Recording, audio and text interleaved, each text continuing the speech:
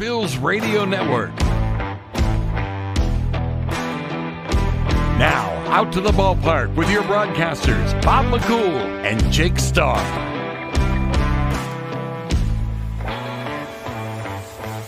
Hey everyone, and welcome. FirstEnergy Stadium, the site, the gates are open. Baseball is back in Baseball Town after a night off.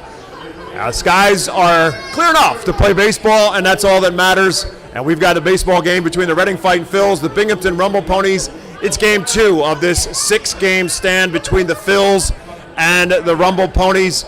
And we are live just inside Tompkins Plaza. The gates are open, and first pitch is on for 7 o'clock tonight. Alongside my broadcast partner, Jake Starr, my name is Bob McCool, and our guest for the pregame show tonight is Reading Fightin Phils royalty, Brandon Duckworth, who was a member of the Fightin Phils back in 2000, an all-star season in 2000, a team that made at the postseason. Brandon, let's start a little bit about this ballpark. We were talking the other night about the Redders Event Center that you were asking some questions about, but just in general, the amazing number of changes that this ballpark has probably had over the course of the time since you were here. Yeah, there's so many. I mean, none of this stuff around the back was even here. The new clubhouse down the right, I think maybe a year or two after I left, they finally put in the swimming pool, I think, but it's changed quite a bit. But, you know, this has always been a great baseball town, and, you know, the fans come out and they do a wonderful job here. You are now a scout for the New York Yankees. We won't hold that against you, but that 2000 team that you were a part of is a great season for you as well individually. You were an Eastern League All-Star.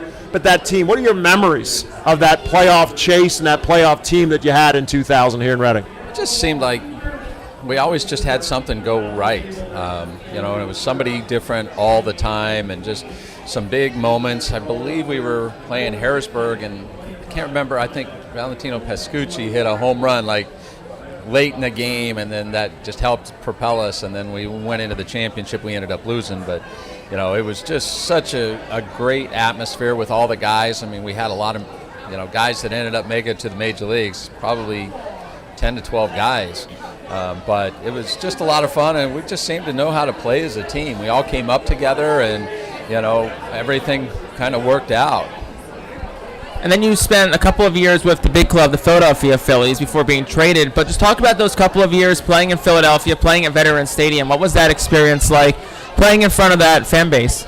Well, you know, it was a dream come true. Every kid that ever puts on a uniform always wants to say, or always dreams of making it to the major leagues. So to be able to fulfill my childhood dream, which not many people get to do, was amazing in itself. But you know, that first year I came up and we were right in it with Atlanta right there at the end. So pitching in some big games and so on and so forth. But, you know, the fan base, you know, they are tough. But you know what? You go out there, you play your heart out, you own up for the good and the bad, and you gain a lot of respect from them. So there's probably no better place to win than in Philadelphia. I was able to see, you know, that in 2008 as a fan because I was gone. I was with the Kansas City Royals at that time, but then able to go watch the games last year at the World Series and just feel the energy and just how that place rocked.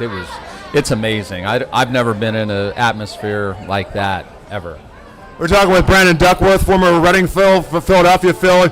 Made a couple of pit stops along the way in your career. How much of an education was that for you when you start to see how you come up obviously through the Phillies organization, but now you're playing in different organizations, and how much of an education was that for you as a player to see how other organizations do things? Well, you know, you're so used to one way of coming up, and you know, you see the grind coming through the minor leagues, and then you get traded, you go over to another team, whether you're in the big leagues, maybe you're up and down in AAA. So you don't get to really truly see the whole series of how their development works, but you know, your first team usually is always going to be your, you know, most fond memories. But you know, at the end of the day, you know, everybody's a little bit different, but you see it in a different perspective on where teams are at and what they need to do in order to gain those last pieces. And I think we were kind of the starts of doing that, to which propelled them into, you know, that mid-2000s run that they had, utilizing prospects that they had at the minor leagues, some major league guys that were early in their careers, and trading them out to get what they felt was necessary in order to finish off everything to make those playoff runs and the World Series runs. When your playing career was over and you began to consider what's next for me, how did you end up landing on scouting as something that you wanted to do as your career post-playing? Well, I was always fascinated by it, sitting in the stands, because unlike today, we actually had to sit in the stands. We had to chart pitches. So, we learned a lot. And I think, me personally, I would love to see that come back, have the pitchers in the stands kind of watching what hitters are doing, breaking down hitters. But, I've always was intrigued talking to the scouts and whatnot. And then, when I finished up my career, I was playing in Japan, and then I came home and I was trying to think, do I go one more year? What do I want to do? And I talked to a friend of mine, Mark Pryor, and he was just in the aspects of, he didn't know if he wanted to do player development, front office. And I said, man, or scouting. And I was like, hey, I'd love to get into the scouting stuff. And he's like, well, hey, I know somebody over in New York, and I'll give him your number. Is that all right? And I'm like, yeah. And then one thing leads to another. Spoke to Billy Epler. They interviewed me. I got the job, and kind of the rest is history. The choice between going in that direction as a scout versus coaching, which obviously is the other evolution of where, if you want to stay in the game, you're going to go, and you decide to go into coaching. What intrigued you more on the scouting side versus going on the coaching side? I think the coaching side, it was interesting, but you kind of want to take yourself away for a year or two. But at the end of the day, I enjoy watching players and seeing how I can break them down, and that's one aspect. But I think it was a little too close to just hop right into the coaching side of things. But I still have that inkling, like, oh man, I want to get back on the field. Once you're on the field, it's hard to come off. But at the end of the day, I think I'm in a good spot. You never say never with getting back on the field, but as of now, I'm really enjoying what I'm doing. Only have had a chance to watch this Reading team on the field for a night so far. Last night was, I guess you could say, air qualitied out. I don't really know how to word it. It's smoked out, air quality out. Probably the first non-rain postponement since COVID. And before COVID, you probably didn't have many non-rain postponements. But limited sample size so far for you. You still have 5 games left of this series to watch this Reading group. But just from that one game you've seen so far, has anything really stood out to you about these guys so far? I think the one thing right now is, the range of Rojas in center field. With the ball, he came in and caught my second base, and he was playing deep. I think we were all like, wow, we weren't expecting that. But, you got some pretty good athletes on this team, and, it's just a matter of how does the bat play at the end of the day. I mean, ultimately, it'll all kind of put itself together over 4 or 5 days, hopefully. Hopefully I don't have to go substitute a lot of video to try to figure some guys out. But, they've got some guys here that are very interesting players that have a chance to be, some good players in the near future. Now, again, obviously, Brandon is a scout for the New York Yankees, so your role right now is you're just kind of evaluating the minor leagues, obviously just as much with Binghamton as you are with Reading, for the potential down the road if the Yankees are interested in a trade and adding somebody in on the player. Now they're going to go to you now and your reports and to say, what are you thinking of these players if we're going to look to add them in a trade somewhere down the road? I'm assuming, but am I correct? Yeah, you're correct. I have the Phillies organization, so I'll have reports on pretty much every guy, like who I think are their best prospects, what I think that they're going to be. And it's going to vary. Like, I may see someone totally different than another scout from another team. Maybe one of our other guys comes through. If there is a chance to make a trade, they just want a fresh set of eyes to say, okay, something may be a little different. What do you think? And, hopefully I'm on point with everything. So, I'm kind of the point man for the Phillies organization. And, there's certain guys that you like. How do they fit your own organization? So at the end of the day, we're here to facilitate those reports on top of the analytical reports that they have within the office that the analysts provide, and see how does this guy mesh, and maybe we're drastic differences, and you try to figure out why. And last one for me here. We are nearing about a month away from probably your busiest time of the year, the trade deadline as it's coming up. What's that few weeks leading up to the last of July like for you and fellow scouts as teams begin to decide, okay, what prospects are we going to want when we trade for our, big guys in some cases? Well, we're in a good fortune as we've been pretty much buyers the whole time, so we don't have to worry as much on the minor league side. Now, when we had that, I think it was in 16 when we traded Chapman, Andrew Miller, then it was crazy. We were all over the place. Go in, watch 3 games here of these handful of prospects at a certain level, and you're just bouncing around. You never know where you're going to go from 1 week to the next. 2 days before, you still don't know. Day before, okay, you're going to go to, say, Tulsa, Oklahoma, or you're going to go to Clearwater, Florida, or Vancouver, British Columbia. You don't know. But it is a little different adrenaline rush because you're like, oh, this is a little different. We're actually going to bring in some guys potentially to strengthen our minor league system, and hopefully we can develop them and so on and so forth. But, fortunately, like I've said, we've been more buyers than sellers, and you're always looking to just do what you can to help give those reports to facilitate a push to a World Series potential. Well, Brandon Duckworth made his living as a pitcher, so I'm curious, as you as a scout, and obviously there are 2 guys that you want to see over the course of the next couple days here in Reading, Griff McGarry and Mick Abel. No, we're not fooling anybody in that regard. But as you evaluate them as a scout, is it easier to evaluate pitchers because you're a pitcher, or is it more difficult because you have a tendency to be a little bit more critical because you were a pitcher? I can be a little more critical, that's for sure, and everybody will say that. But you do love players. You like to watch them. You like to say, oh, man, this guy can be X, Y, or Z. But at the end of the day, you are a little bit more critical. Because you're sitting there looking into it a little bit deeper rather than just the the top layer, if you will, just the pitches themselves. All right, now you got to decipher, okay, is he athletic enough? Is there a mental approach that he can improve upon? Does he know what he's doing? Can he learn that? Those are the nuances that I think sometimes get looked over a little bit, and I know I can be very difficult at times, but at the end of the day, you're wanting to make the best decision, and hopefully it all pans out for your own club. Fascinating stuff. I could talk baseball with you all day long, but we do have to get out of the way because there's a baseball game. He's got to go to work and do his job. Jake Starr and I have to go to work and do our job. Reading Fightin' Phil's Radio Network. We're going to take a timeout. We'll be back. Starting lineups and first pitch. Phil's and Rumble Ponies coming your way next. International Fireworks is the official fireworks provider of the Phils. International Fireworks shoots every fireworks show throughout the season, including 8 Mega Blast fireworks shows. International Fireworks also provides the pregame fireworks after the national anthem at each game.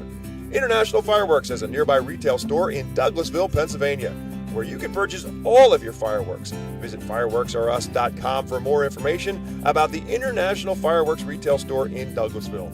Thanks again to International Fireworks, the official fireworks provider of the Phils. Star City Boxing, located at 4760 Schuylkill Avenue in Reading, is a 501c3 non-profit boxing gym unlike any other. Our goal is not only to help you be fit, but to be the best outlet for our youth and community. We welcome anyone who wants to improve their way of life, be fit, and box competitively or non-competitively. We work with you to reach your goals in and out of the gym. Stop in and meet our stars today. Check us out and follow us on Facebook, Instagram, and Twitter for upcoming events and happenings. And visit our website today at starcityboxing.org for more information on how to join, volunteer with our youth, or support our efforts in the community. Star City Boxing is a proud continued 2023 Phil's Fiesta Friday partner. The Penn State Health St. Joseph's 67 Club is the original hospitality area at FirstEnergy Stadium. Conveniently located along the third base side, the 67 Club gives you a front row seat to all the action at the hot corner. The area is safely protected from line drives with a large see-through net. Starting at $34, groups of 20 or more can enjoy a 2.5-hour all-you-can-eat buffet. Children 4 and under are free. Visit rphils.com or call us at 610-370-BALL to reserve your group outing today.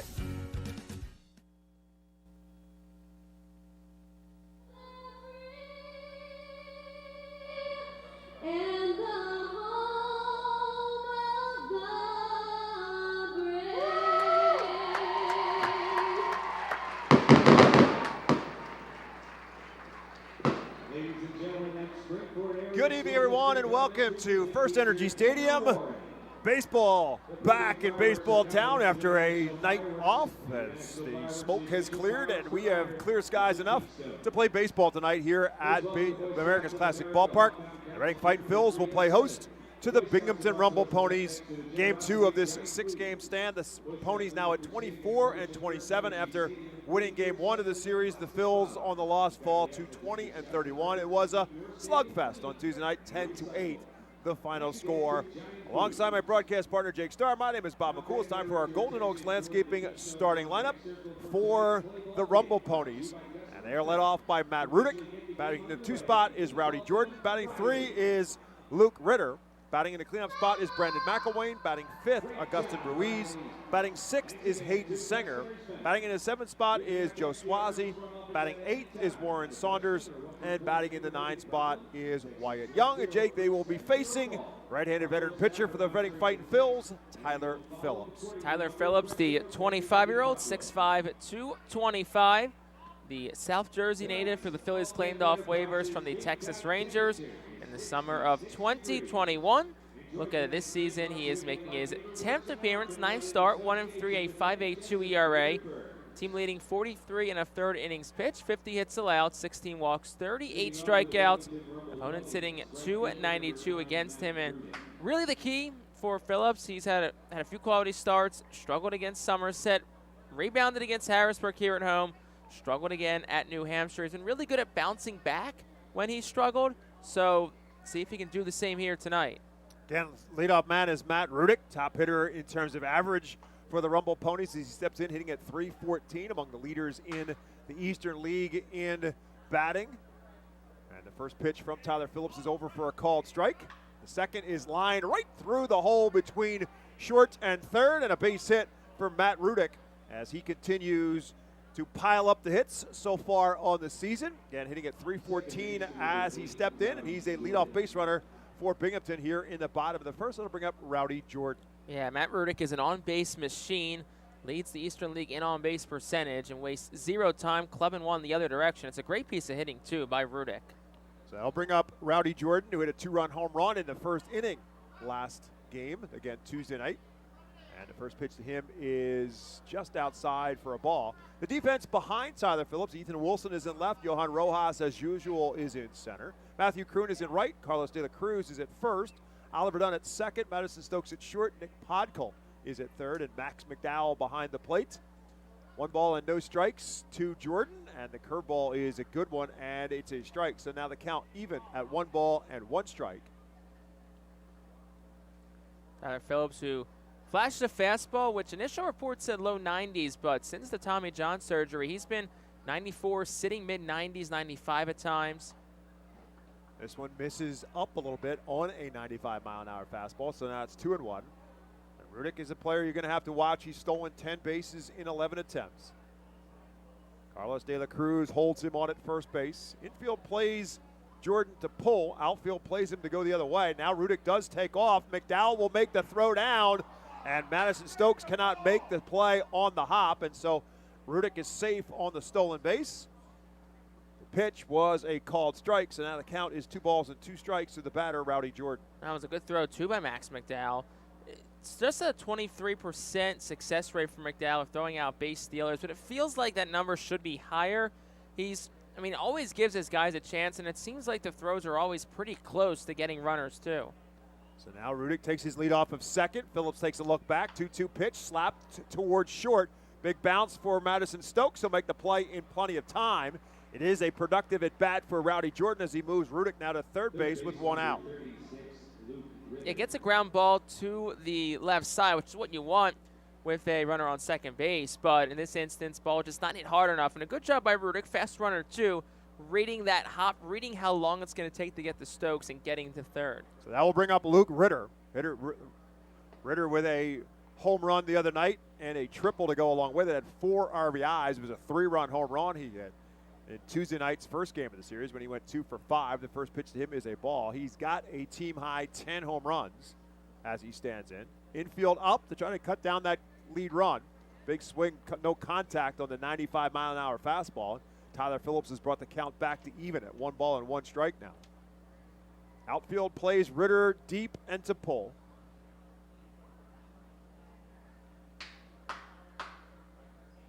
And this pitch just a bit low, and now 2 balls and a strike.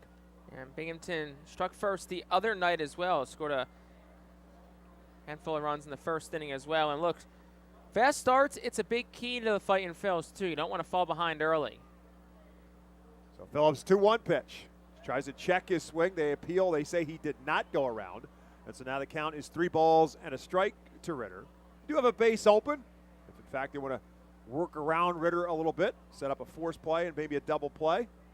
Man on third base, 1 out. And Ritter has been a very hot hitter with his home run the other night. 7 home runs in his last 11 games, and this one is inside, ball 4.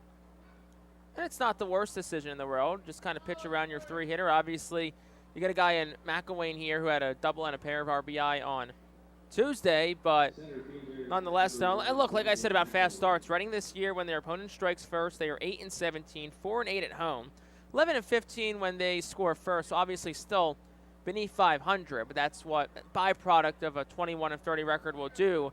But at the end of the day, though, you're still giving your chance a better chance of winning by striking first. So that'll bring up Brandon McElwain. McElwain with 26 RBIs on the season and make it 27 as he serves one into left field for a base hit.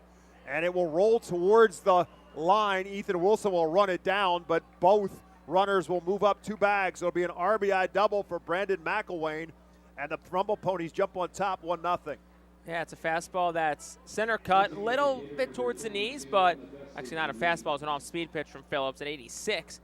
But McElwain, yeah, great job just dropping the barrel of the bat on the ball and getting it out the left. So that'll bring up Augustin Ruiz. Our EPAW game time temperature for tonight, 66 degrees. Wind has died down. It was blowing much stronger earlier throughout the afternoon.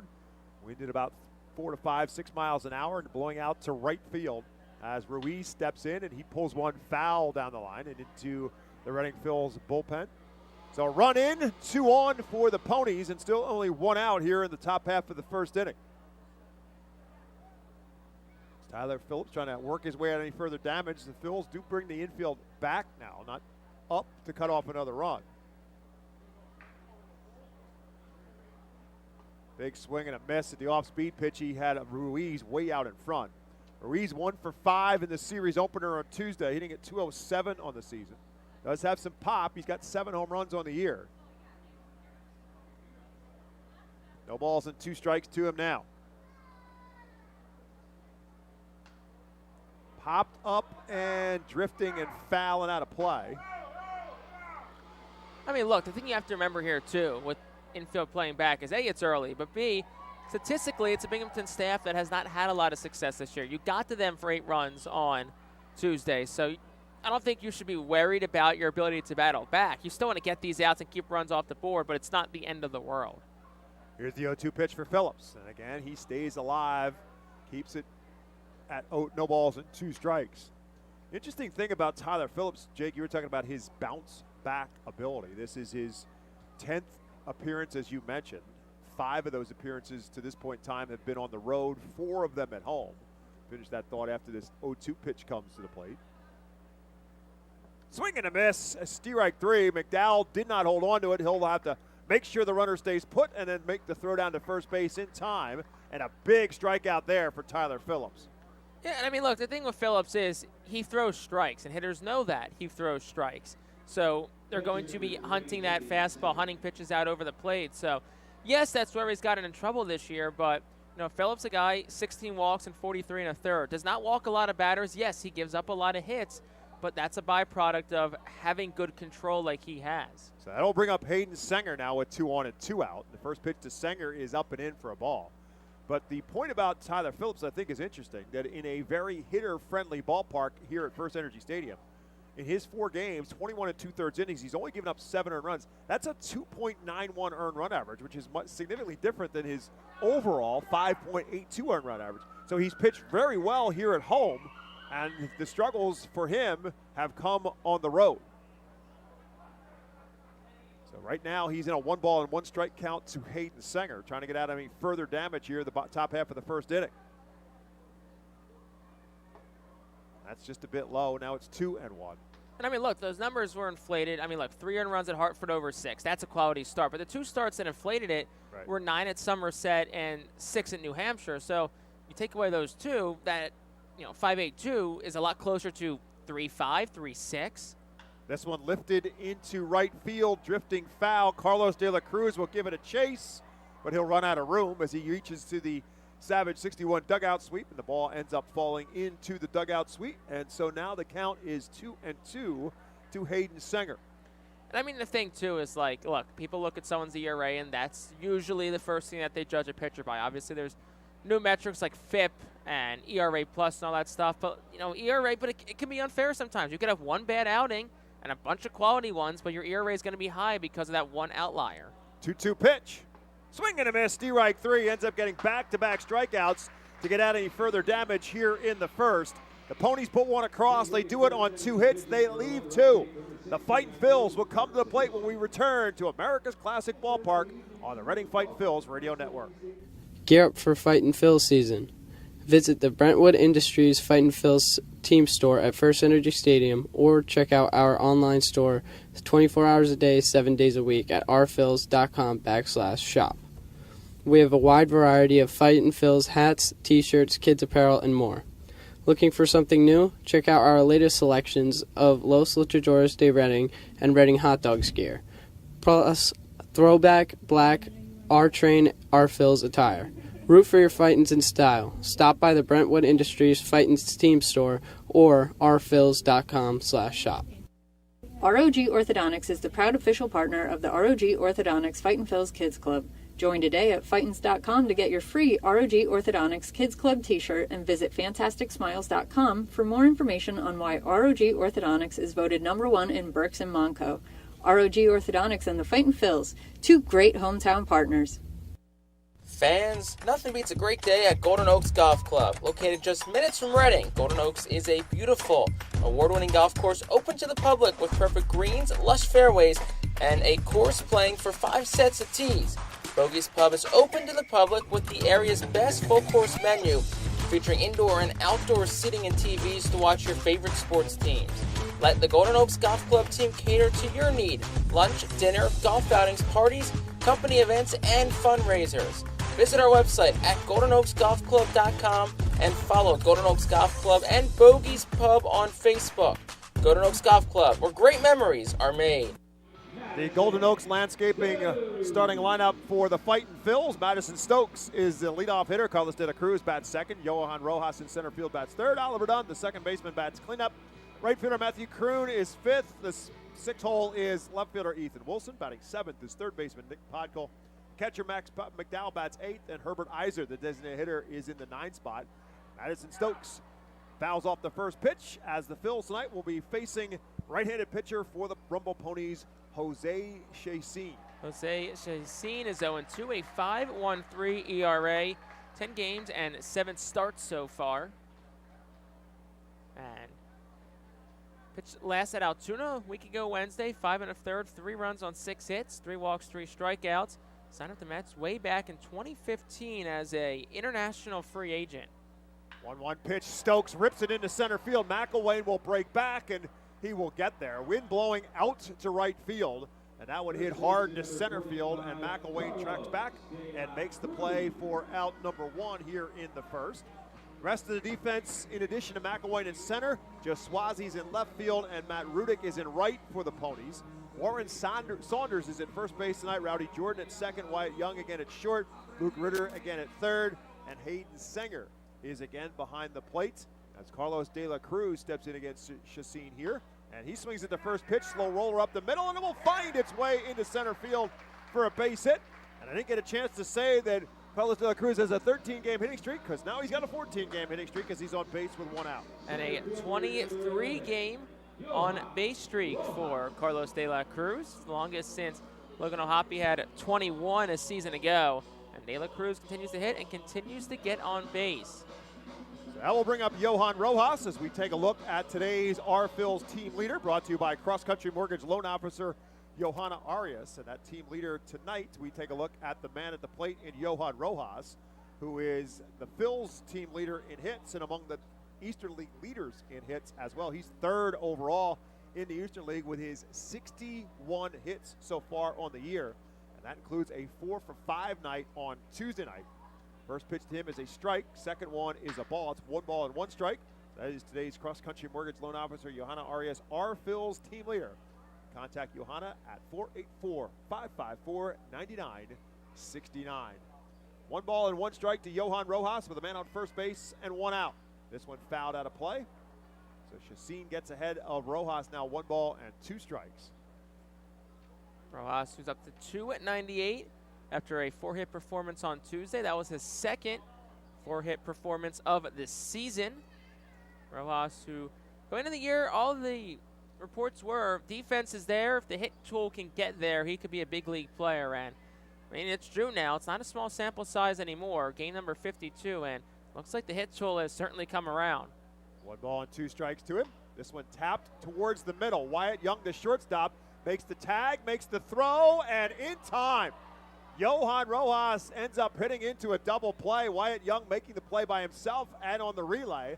And that quickly, the Phils' first inning comes to an end. No runs, a hit, no errors, none left after 1 in Baseball Town. The score, the Rumble Ponies 1, the Phils nothing. Empowering communities one relationship at a time is our commitment at Tompkins. Our customers have thrived thanks to our focus on local lending and their commitment to the customers they serve. They do a great job, everything for us from our banking, our insurance, to our wealth management. Tompkins has always been there for us. We see a long relationship with Tompkins. They're good people. Tompkins, banking, insurance, wealth. Member FDIC Equal Housing Lender. Investment and insurance products are not FDIC insured, not bank guaranteed, and may lose value. Our Phils fans can continue to expect great performances all season long on the Burke's Commercial Roofing stage. It's the home of great local talent, including the Our Phils mascot band. Burke's Commercial Roofing prides itself on being a locally owned and operated company that puts an emphasis on customer service. They provide free on-site estimates and can handle any size repair, restoration, or replacement. Visit burkscommercialroofing.com or call 610-717-3949 for more information. And don't forget to sit back, relax, and enjoy the show at the Burke's Commercial Roofing stage at America's Classic Ballpark. Burke's Packing is a family-owned and operated meat processor located here in Reading, specializing in hot dogs, ham, specialty meats, and more. Burke's Packing provides America's Classic Ballpark with quality products, including the highly acclaimed flat-top grilled hot dog. Join us for Burke's Packing Sunday Family Fun Days at Sunday home games all season long at FirstEnergy Stadium. To the top of the second we head. The Binghamton Rumble Ponies 1, the Reading Phils nothing. The Reading Phils playing as the Reading Keystones tonight on a throwback Thursday night. Fireworks on tap for tonight as well. Number 7, 8, and 9 due up for the Ponies here in the second. Joe Swazi, Warren Saunders, and Wyatt Young due up for Binghamton. The first pitch to Swazi is over for a called strike. Swazi 1 for 4 in Tuesday night's game, and he slaps one up the middle. Stokes makes the range to his left, but cannot get it there in time. Carlos De La Cruz looks a bit dismayed. He thought the ball was there in time, but the call says that Swazi's safe, so that'll be another leadoff base hit for the Ponies here in the second inning. Yeah, valiant effort there by Madison Stokes, but Swazi hit it into a good spot, and good hustle from him to get that leadoff hit. Conversation we had a lot the other night. Leadoff base runners for Binghamton, they're beginning to pile on. That'll bring up Warren Saunders, looking for his first hit as a Rumble Pony. 0 for 6 as he steps in. Signed a free agent by the Mets in 2018 from the Bahamas, from Grand Bahama Island in the Bahamas. As Swazi takes his lead off at first, 1 ball and no strikes to Saunders. He swings at this one and fouls it straight back. Saunders spent 2022 spread over 3 levels. He actually played at St. Lucie, the Class A affiliate for the New York Mets, then 33 games with Brooklyn, and actually finished the last 5 games with Syracuse, the AAA affiliate of the Mets. 33 games with Brooklyn, last year. He hit just 189. Again, looking for his first hit so far this season with Binghamton. 2 balls and a strike to him now. Takes a look down the third base box. Swazi takes a good-sized lead off of first, and Tyler Phillips, sensing the same, makes the throwback. And Man coaching into third base box, a very familiar name to Philadelphia Phillies fans. Remember the 1993 team that made it to the World Series, Mariano Duncan, who is the bench coach for the Binghamton Rumble Ponies, coaching at third. Jeremy Colonna coaching at first for the Ponies. 2-1 pitch.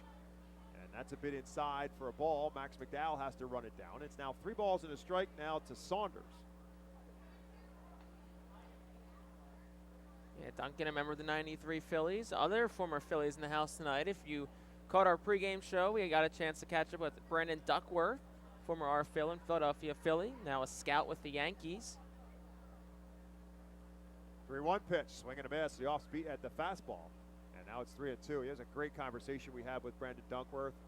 Again, a member of the 2000 playoff team here in Reading, and then went on to play for the Phillies. Is involved in one of the more significant trades in a lot of ways with the early 2000s in the Phillies organization.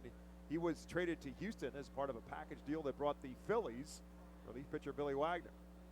3 balls and 2 strikes. Swing and a miss, strike 3. McDowell can't hold on to it, but the batter cannot move up.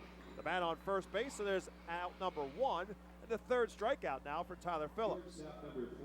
For what it's worth, 6 strikeouts, a season high for Phillips. Has done it 3 times this season. Most recently at New Hampshire last week. So that'll bring up Wyatt Young, the number 9 hole hitter.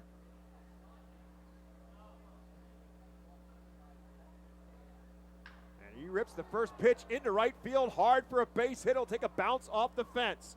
Swazi coming around third base, and he'll put up the stop sign as Matthew Kroon gets it in. So Wyatt Young, who had an RBI triple in Tuesday night's game, and he had that one off of Jose Alvarado in a relief appearance for the Phillies, hits Tyler Phillips hard into right field, 1 hop off the fence for a stand-up double. And again, 2nd and 3rd and 1 out for the Rumble Ponies here in the 2nd inning.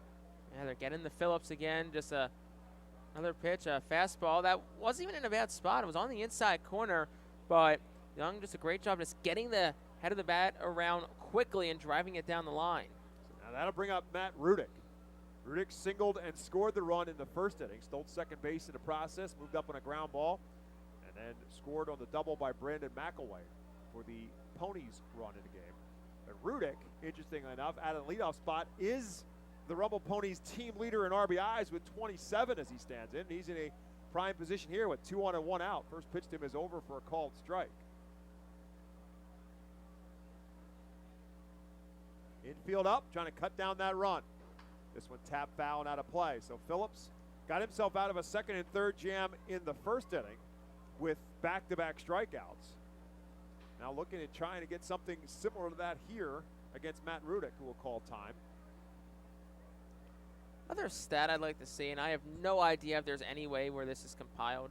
Percentage of guys who call time immediately after falling down on the count 0-2. It is a great point, because that's a pretty good time to call timeout. Let's get the recomposure and settle back in. So here is the 0-2 pitch coming from Tyler Phillips. Way inside, good stop by McDowell, makes both runners stay put. And I think especially with the pitch clock now too, you blink and you can immediately be down 0-2. You say a pitcher hits a good spot on the outside corner, then you foul one off. 30 seconds later, it's 0-2, and it's like, okay, let me step back, take a deep breath, choke up, reset, get in the 2-strike approach. So now it's 1 ball and 2 strikes to Rudick. Again, he beats 1 foul. He seems the kind of guy, he's a good contact hitter and a kind of tough guy to strike out.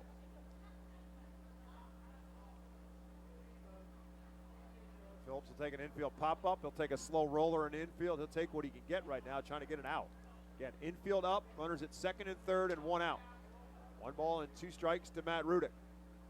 Swing and a miss, and he did indeed strike him out. That's 2 down here in the 2nd. Yeah, Rudick, like you said, somebody who's tough to strike out. That was his 27th punch out this year in 156 at-bats. That's about a 1-for-6 ratio, which in today's game, I was going to say, this day and age, that's a pretty good ratio to have. But look, you got 2. See if Phillips can buckle down and keep this a clean inning. So 2 down, and now the infield can move back as Rowdy Jordan steps in. Jordan grounded out to Madison Stokes at short his last time up. And up high for a ball, and that's what he got Rudick on. He got Rudick to chase the high fastball. Jordan lays off. And the outfield plays Jordan the other way.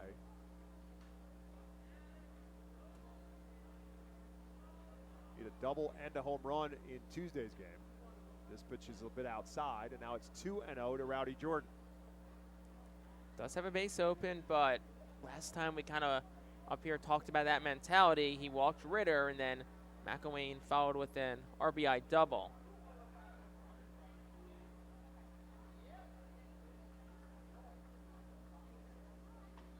That one's right there for a strike as he goes to the off-speed pitch. So now it's 2 balls and a strike to Jordan. Phillips, 6'5", 225-pounder from Lumberton, New Jersey. Played his high school baseball at Bishop Eustis High School in Pennsauken. Now 25 years of age.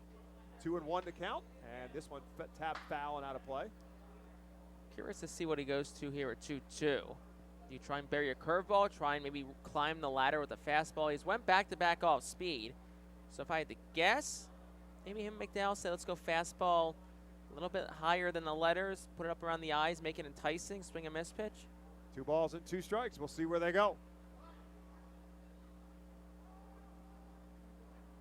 Now we got time called at the plate. Just as Phillips was about to begin his I think it was a pitch clock violation on Phillips. Oh, it was. So it was. You're right. So now it's 3 balls and 2 strikes. It was a pitch clock violation. I heard the umpire yell and assumed he yelled time, but he did not. He yelled time because it was a pitch clock violation. So it's now 3-2.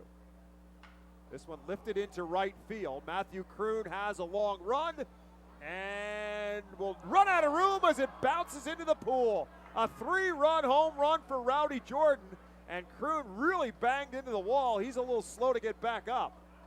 A 3-run home run for Rowdy Jordan, and that quickly it's a 4-0 lead for the Rumble Ponies. Yeah, that one came off the bat weird, too, because it did not look like it had enough to carry out, but Kroon really hard into the wall. Steve Torregrossa, the lead athletic trainer for the Fightin' Phils, will head out. So Al Padrique now jogging down the right field line towards the right field wall. But, yeah, that's just one where I think Kroon probably lost kind of sight of where he was on the field because, like I said, it wasn't that ball that was crushed. No. So off the bat, at least I'm thinking, oh, that's a routine fly ball. And I think Kroon had the same thought, and I don't think anyone, especially him, realized that ball had carry. I mean, look at the wind, getting a slight breeze towards right. I think that's what it was. I think the ball just got up in the air, and it just kept drifting out on him and got into the wind, and the wind carried it out of the ballpark. I think Matthew Kroon off the bat was probably thinking more about the foul line more so than the wall, and the ball just kept drifting deeper on him, and that's why he hit the wall as hard as he did, because he didn't think he was anywhere near it. And it just kept drifting and ended up splashed down in the pool for a 3-run home run. Rowdy Jordan with his 2nd home run of this series, and now it's a 4-0 Rumble Ponies lead with Luke Ritter at the plate with 2 down. You look at the replay here, he's playing it like it's a routine fly ball, and just bang, just right into the front of the pool, and it looks like he's okay. And it's honestly one of those ones that, I mean, it's going to hurt, definitely, but it's just more shocking, like, oh, shoot, to not realize that just happened. 1-0 count to Ritter. This one driven into right field. Kroon will turn and say goodbye. Ritter does it again as he bounces one off the rack sign in right center field. Home run at number 8 in his last 12 games. Luke Ritter stays hot. Yeah, Ritter red hot. 4 home runs in his last 3 as well. Had 4 RBI on Tuesday, including a triple and a home run. I think Ritter might be quickly entering the Hunter Goodman or Elvis Martinez conversation for just guys that, I mean, he was red hot coming into the series off of Altoona, but still just comes into Reading and has been feasting so far. His 11th home run of the season, his 22nd RBI. It's now 5-0 Ponies. McElwain swings at the first pitch in the hole. Madison Stokes ranges, low throw, nice play by Carlos De La Cruz. He will hold on for the 3rd and final out, but damage done by the long ball for the Rumble Ponies as they put 4 runs across. They do it on 4 hits, and there were none left. After 1.5 at FirstEnergy Stadium in Reading, it's the Ponies 5, the Phils nothing. Cornwall Manor is an active senior living community on a 190-acre wooded campus in Cornwall, Lebanon County. The community offers independence and opportunities for wellness and fitness, as well as educational and musical programs and the peace of mind of having convenient health care on site. Cornwall Manor offers a range of residential choices from apartments to homes. Prospective residents are welcome to visit us for lunch and have a chance to learn more about the community. More information is available online at cornwallmanor.org. Cornwall Manor, celebrating 70 years of senior living. Star City Boxing, located at 4760 Schuylkill Avenue in Reading, is a 501c3 non-profit boxing gym unlike any other. Our goal is not only to help you be fit, but to be the best outlet for our youth and community. We welcome anyone who wants to improve their way of life, be fit, and box competitively or non-competitively. We work with you to reach your goals in and out of the gym. Stop in and meet our stars today. Check us out and follow us on Facebook, Instagram, and Twitter for upcoming events and happenings.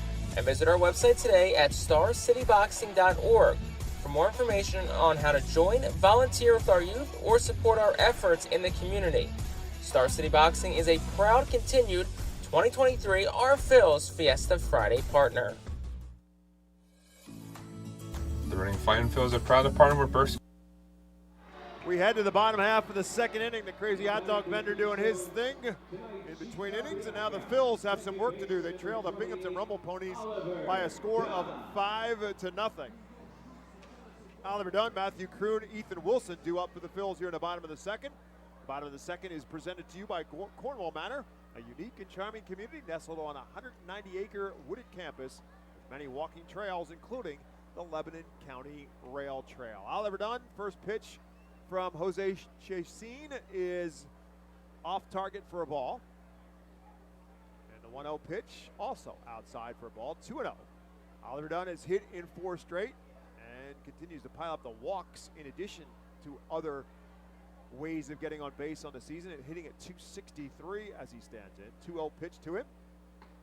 He's up is at the letters for a called strike. 2 balls and a strike. Austin Snow calling the balls and strikes behind home plate tonight. Tyler Whitty is at first base. Ethan Gorsak is at third.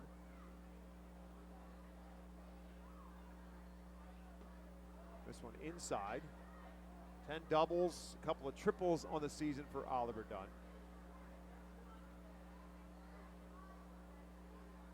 He's at 5 home runs, 27 RBIs in total. 2-1 pitch. Tried to check his swing and went around, so it's now 2 balls and 2 strikes.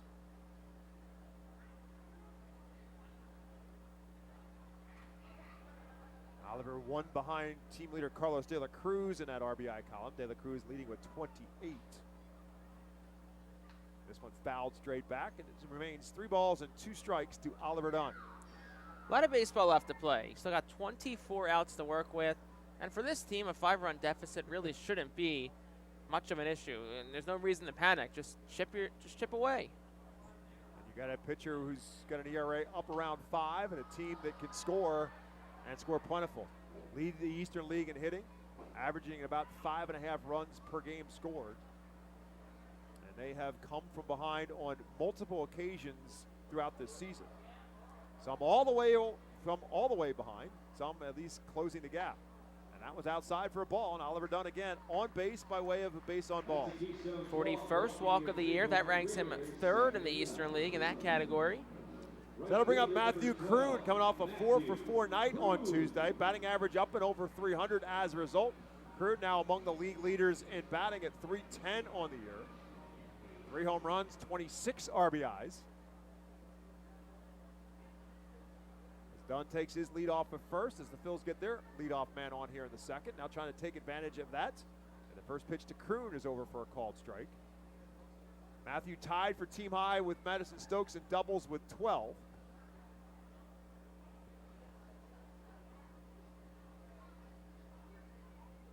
Seen from the stretch, back through the middle and into center field for a base hit. Oliver Dunn will take the big turn and then throw on the brakes as Matthew Kroon, now 5 straight hits. And the Phils have 2 on and nobody out. Yeah, that was one that looked like at first Taylor made double play ball, but hit it in the right spot and hit it hard enough. 103 off the bat. And like you said, 5 straight hits. And so Kroon and Rojas both had 4 hits. on Tuesday. They're the first pair of our Phils to have 4 or more hits in a game since June the 2nd, 2016 at Portland, when Dylan Cousins and Jake Fox both did it. So 7 years almost to the day. That will bring Ethan Wilson to the plate. 2 on, nobody out for the Phils here in the bottom of the second.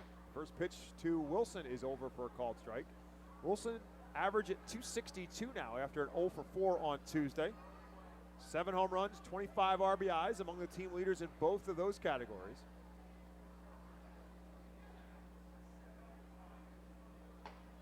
And this one he lays off, and that's up high, and it's now 1 ball and 1 strike. And we keep talking about it. A guy like Wilson is certainly overdue for a big hit. No better time than the present. This one popped foul and out of place. Now 1 and 2 to Wilson.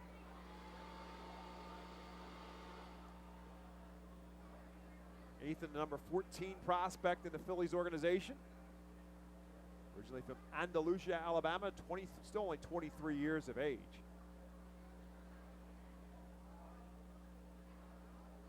One ball and 2 strikes to him. This one ripped into right field, going back, and say goodbye. Ethan Wilson on cue from Jake Starr hits the 3-run home run in that fifth quickly. The Phils are back in it. It's now 5-3, Binghamton on top. Man, it's not the first time it's happened. We've spoken something into existence. Ethan Wilson, and that one wasn't a towering moonshot, just 99 off the bat. Launch angle of 24.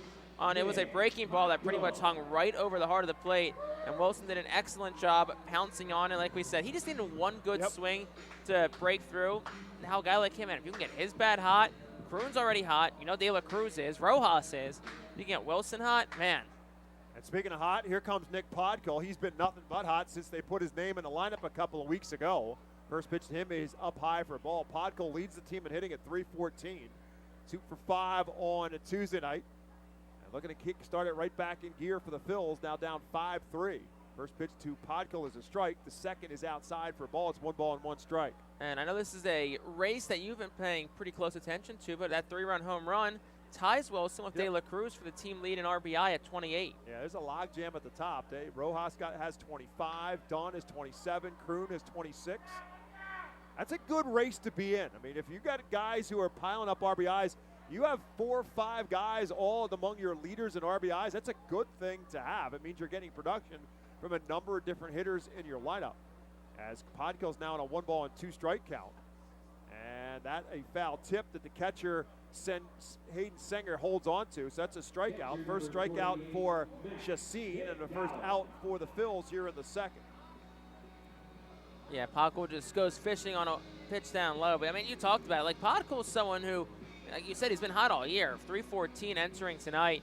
He's just like, I mean, the word hot's hard to use for someone like him because he's just consistently been good all year. That'll bring up Max McDowell. I think the number that jumps out at me with Podkul is that he's played about half of the games of the regular starters, if you will, and he's got 20 RBIs already. So he's kind of in that RBI conversation with far less at-bats. And they're speaking of a guy who leads the team at something, Max McDowell is hit again. There's no question who the team leader is in hit by pitches. There have been a bunch, and it's been Max McDowell more often than any. Number 9 of the season, actually ties him with McCarthy Tatum for the team leader of 9. But back to Podkul well, real quick. That's true because McCarthy Tatum got hit twice in a game against the Harrisburg series. That helped his number as well. Well, look, like baseball's a game of peaks and valleys. And it seems like a guy like Nick Podkul, I wouldn't even call this whole year a peak. I think it's just been you just set the bar high, and it's consistently stayed high the entire season. So that'll bring up the designated hitter, Herbert Iser. The first pitch to him is a called strike. Herbert went on the road trip to New Hampshire with the Phils without a base hit on the season. He changed that. He had a good series in the couple of games that he started for the Phils. Went 3 for 7 in the series. As he bats now with McDowell at first base and 1 out. Big swing, no contact as Iser chases the high fastball. Now it's no balls and 2 strikes to Iser. And Iser's a great guy who's just got this head down all season long. He's not gotten a ton of playing time, but especially the last week when he's been in the lineup, he's been able to produce. And does not chase one even higher on the scale, and he lays off that. It's now 1-2. So eyes are now representing the tying run for the Phils with 1 out here in the bottom of the second. The Rumble Ponies put 4 across at the top of this inning. Ethan Wilson's 3-run home run has the Phils back in it, and Iser will lift this one straight up in the infield. Who's going to call for it? Eventually to be the third baseman, Luke Ritter, who will make the catch for out number 2 here in the second. It almost seems like the hardest pop flies to catch are the ones right around the pitcher's mound, because pitchers are always taught, get out of the way. Right. But you know their natural athletic instincts tell them, I want to make a play. But then it's usually first or third baseman's ball in a situation like that. But because it's the tougher catch for the catcher because he's got the mitt on and trying to get rid of the mask. So you really would prefer him to be not a part of the equation. So that should be a ball that's caught by either the first or third baseman. Ritter just had a little bit longer way to go as Madison Stokes now steps in. Stokes hit it hard, but to the deepest part of the ballpark in center field his first time up. Madison at 275 as tonight's game began. 12 doubles, which again ties in with Matthew Kroon for team high. This one back through the middle, and Jordan will make the play, and the second baseman will throw to first in time to retire Madison Stokes and the Phils here in the second, but Reading right back into it. After a 3-run score, they do it on 2 hits. The big hit, Ethan Wilson's 3-run home run. 2 complete at America's Classic Ballpark. And the score, the Ponies 5, the Phils 3. Cornwall Manor is an active senior living community on a 190-acre wooded campus in Cornwall, Lebanon County. The community offers independence and opportunities for wellness and fitness, as well as educational and musical programs, and the peace of mind of having convenient health care on site. Cornwall Manor offers a range of residential choices from apartments to homes. Prospective residents are welcome to visit us for lunch and have a chance to learn more about the community. More information is available online at cornwallmanor.org. Cornwall Manor, celebrating 70 years of senior living. The Fightin Phils know who to call for trash and recycling services. A proven winner, JP Mascaro & Sons. The industry leader for over 50 years. Trust the familiar Mascaro Blue Elephant to provide dependable, quality service for your home or business. That's JP Mascaro & Sons, one of the top companies in its industry. Trash and recycling services for home, business, and industry. We are hiring and have open positions in Berks County. Check our website for open positions at jpmascaro.com or call 1-888-MASCARO. JP Mascaro & Sons, ready to serve you. Every time you grab an ice-cold 20-ounce Pepsi, you'll find a Pepsi emoji on the side of the bottle. So while the Pepsi delivery... Welcome back to FirstEnergy Stadium. The Reading Fightin Phils, the Binghamton Rumble Ponies, as we head to the top half of the third inning. It's a 5-3 game in favor of Binghamton, and I'm joined in the booth tonight now by Steve Gehringer. He represents NHS, which stands for the Neighborhood Housing Services, one of our sponsors for tonight's game, and part of our sponsors for the fireworks. And we've seen some of those fireworks already in this game. But Steve, tell us a little bit more about the Neighborhood Housing Project, what their and your ultimate goals are as part of that. Thank you, Bob. I appreciate the opportunity. Hey, listen, it's a great night here in Baseball Town. Yes, We're very, very happy to be part of this. Neighborhood Housing Services of Greater Berks has been around since 1977, and we are the premier affordable housing nonprofit. And so what we do is for low to moderate income folks that want to, realize the American dream, buy their first home, that's what we do. So we do everything soup to nuts, from counseling and education, credit counseling and budgeting, all the way through the steps and processes to get their mortgages and to get them pre-qualified, working with their credit, build up their credit scores, and we teach them truly how to be community leaders and activists. So by purchasing a home primarily here in the beautiful city of Reading, we can help revitalize the neighborhoods by increasing home ownership. Because without home ownership, there's no generational wealth building, and there's no way to really maximize the potential that every family has here in Reading. While we're talking, Augustin Ruiz with a fly ball to right field for out number 1. Hayden Sanger now bats for the Ponies. And he's behind the count, 1 ball and 2 strikes. Now, actually, 2 balls and 1 strike. They appeal. He did not go around. So, Steve, I think of that at your services. Mm-hmm. And I assume, I don't want to assume, but some would probably assume that this is just predominantly inner city housing, but it is far from that. That's correct. We actually lend across the entire Commonwealth. And so we've been able to open up different markets in Pennsylvania. We just opened up a branch out in Pittsburgh. And again, our goal is to help folks achieve that dream of affordable home ownership, the American dream, and to build generational wealth. Another fly ball to right field. This one Kroon will not be able to get as it hops off the fence.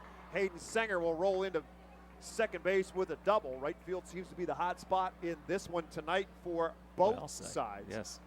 Steve, what is it about your organization and partnering with the Reading Fightin' Phils makes it right?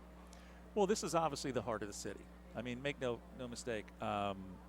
We enjoy being part of this. It's vibrant, it's exciting, it's family-oriented, and that's exactly what we're about. We want to help families, again, be able to purchase their home, provide safety and security, and through that, you have opportunities then, when you build generational wealth, you can continue to do bigger and better things. You can be an entrepreneur, you can start a small business. Everything starts with a safe and sound home, and that's what we're trying to accomplish. And one of the things that the Reading Fightin' Phils are trying to do in this neighborhood, the Stadium District it is now becoming known as, is to try to do exactly that. They've partnered with businesses here, Mike's Sandwich Shop, Mike's Tavern, because of what's going on out in right center field and the Redders Event Center, to make people understand that this is a great place to be. It's a beautiful and the city place. of Reading is a great place to want to be. It really is. And again, Reading over the years has had a little bit of a challenge because it's been somewhat of a transient city. Obviously, there's still more renters than there are homeowners. And a lot of the socioeconomic challenges that you come up against are really because of that.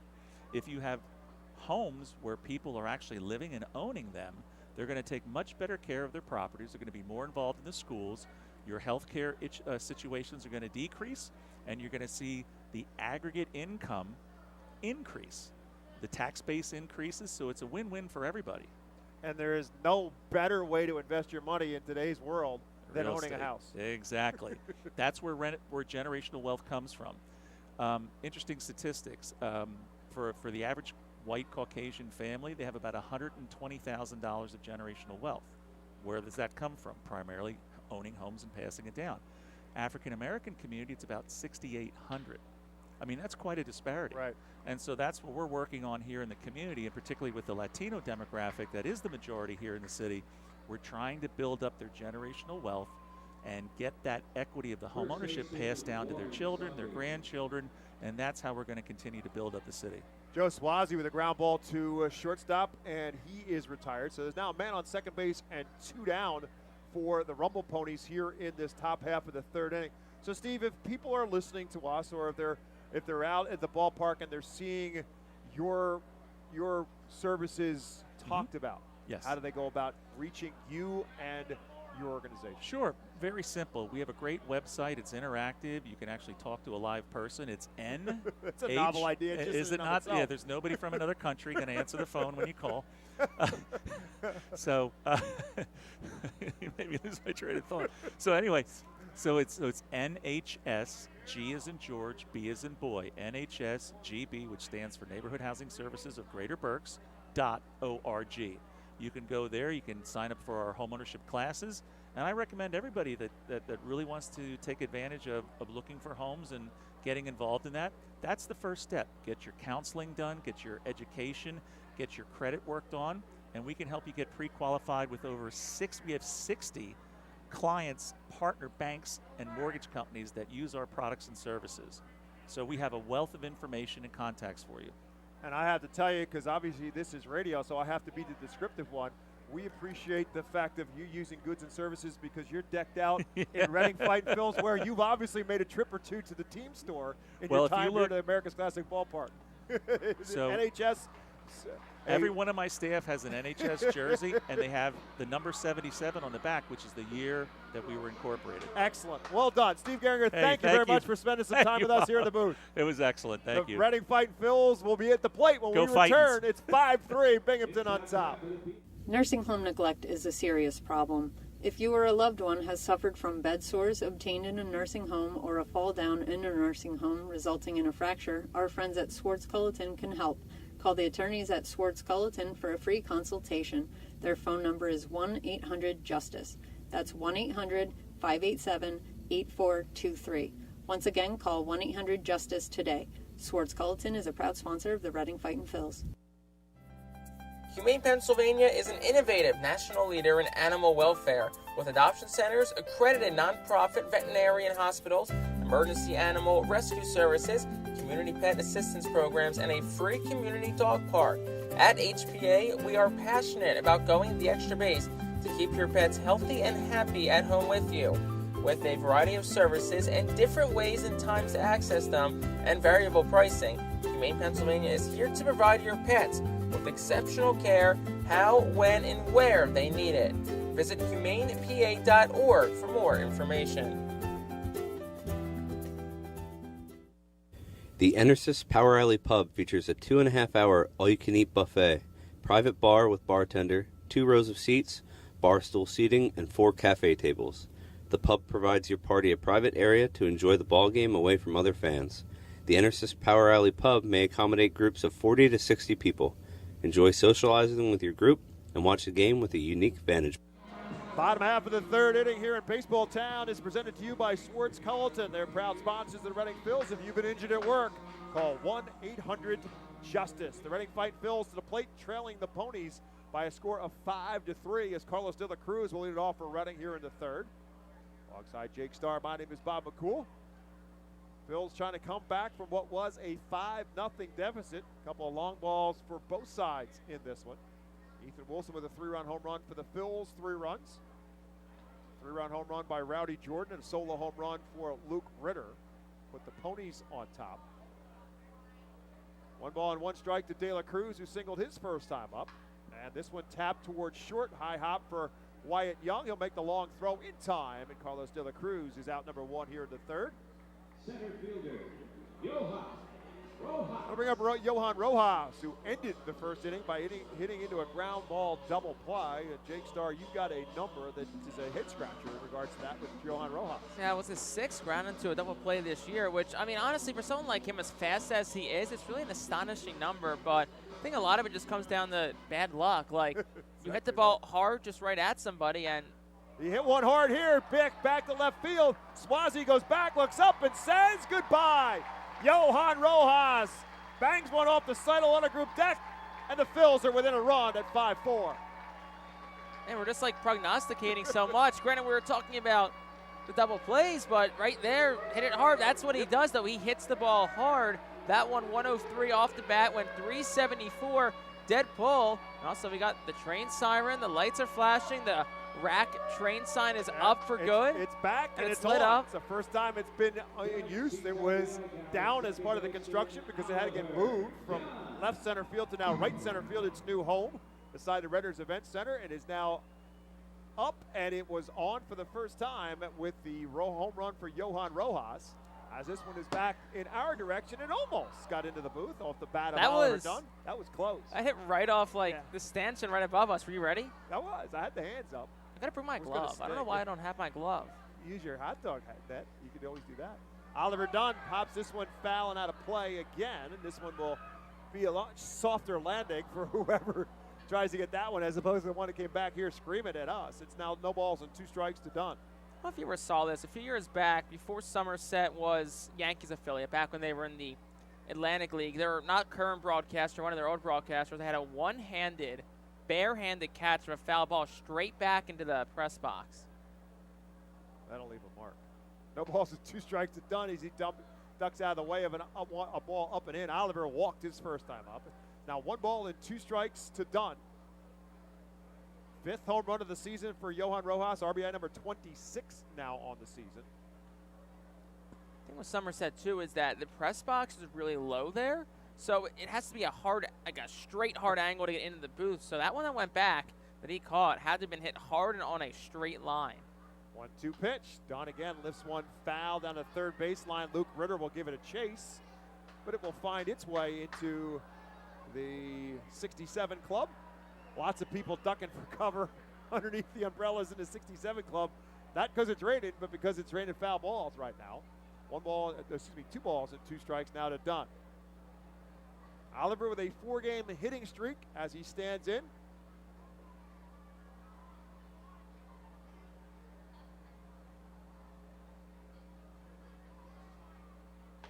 And takes another one up high, and now the count is full. Dunn may not be locked in as a hitter. I mean, again, he's got a 4-game hitting streak, but he is locked in terms of his of his eye for sure. I mean, his walk number has been skyrocketing over the last couple of weeks. 3-2 pitch. This one is lifted up into center field. McElwain, the center fielder, will drift in. He'll make the catch for out number 2 here in the third. Right fielder Matthew Cruz. They'll bring up Matthew Kroon, who singled and scored ahead of Ethan Wilson's home run his first time up. I think the conversation that we had about Pottical a couple of innings ago is the exact same conversation you can have about a guy like Matthew Kroon, who doesn't really peak or valley. He's kind of just set the bar high at the beginning of the year and has kind of just ridden that bar high all year. First pitch to him is fouled out of play. And you're happy for a guy like Kroon. He suffered a season-ending injury just 2 games into the 2022 season, so missed pretty much all of last year rehabbing and has come back and has just been on a tear all year long. 0-1 pitch to him. At the letters for a called strike. Breaking ball that Kroon was not expecting. I think Matthew was thinking fastball and got a breaking ball. Now he's behind, no balls and 2 strikes. Now he'll call a timeout, just as Jake was referring to, the number of guys who call timeout after the 2-strike count. And again, Kroon shaking up a little bit on that home run by Rowdy Jordan as he banged into the right field fence, chasing after that ball. No balls and 2 strikes to him. Swing and a miss, strike 3, and that'll do it for the Phils. But again, they get another run. They do so on the home run by Johan Rojas, and after 3, the Phils now trail Binghamton by a score of 5-4. Back with more on the Reading Fightin' Phils Radio Network. Nursing home neglect is a serious problem. If you or a loved one has suffered from bed sores obtained in a nursing home or a fall down in a nursing home resulting in a fracture, our friends at Swartz Culleton can help. Call the attorneys at Swartz Culleton for a free consultation. Their phone number is 1-800-JUSTICE. That's 1-800-587-8423. Once again, call 1-800-JUSTICE today. Swartz Culleton is a proud sponsor of the Reading Fightin' Phils. Are you looking for a reliable food distributor to meet all your culinary needs? Look no further than our trusted team at Feaser's Food Distributors. For over 120 years, our products have been sourced from the best farms and suppliers, ensuring that you get the best ingredients for your restaurant or organization. From fresh produce to premium meats, Feaser's supplies everything but the appetite. Visit Feasers.com today to experience the difference in working with a top-tier, family-owned food distributor. Feaser's, your partner for success in the kitchen. Looking for a fast and hassle-free way to get your snacks and non-perishable groceries? Look no further than FeasersDirect.com. With just a few clicks, discover the convenience of having your culinary essentials ready for a pickup at our headquarters in Harrisburg. The Reading Fightin' Phils are pleased to present you with their classic game program, all electronically. This program has information on the coaching staff, player roster, and front office staff. It also includes feature stories and alumni reports on all of. Welcome back to America's Classic Ballpark. The Reading Fightin' Phils, Binghamton Rumble Ponies. 5-4 is our score. The Ponies on top as they come to the plate here at the top of the 4th. Throw things over now to my broadcast partner for play-by-play. Here's Jake Starr. Thank you very much, Bob. As you said, top half of the 4th inning. 5-4 the score. Rumble Ponies have the lead. 9-1-2, the 3 set to come up as Wyatt Young will lead things off. First pitch from Tyler Phillips, misses just upstairs for a ball. Count goes to 1-0 to Young, who's 1 for 1 tonight with a double and a run scored. Phillips, the tall righty, works from the windup, kicks and deals. That's a line drive into right field, and that's a base hit. Split the gap between De La Cruz at first, done at second. Kroon over to field it quickly, but Young, 2 hits and 2 at-bats.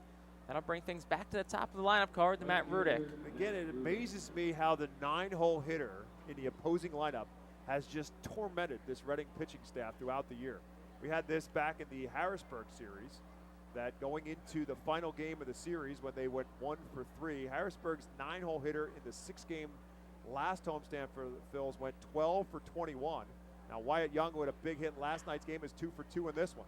Next pitch is a ground ball that's just fouled to the right of the first base bag. De La Cruz did glove it, touched the bag, but doesn't matter, so count is 0-1 to Matt Rudick.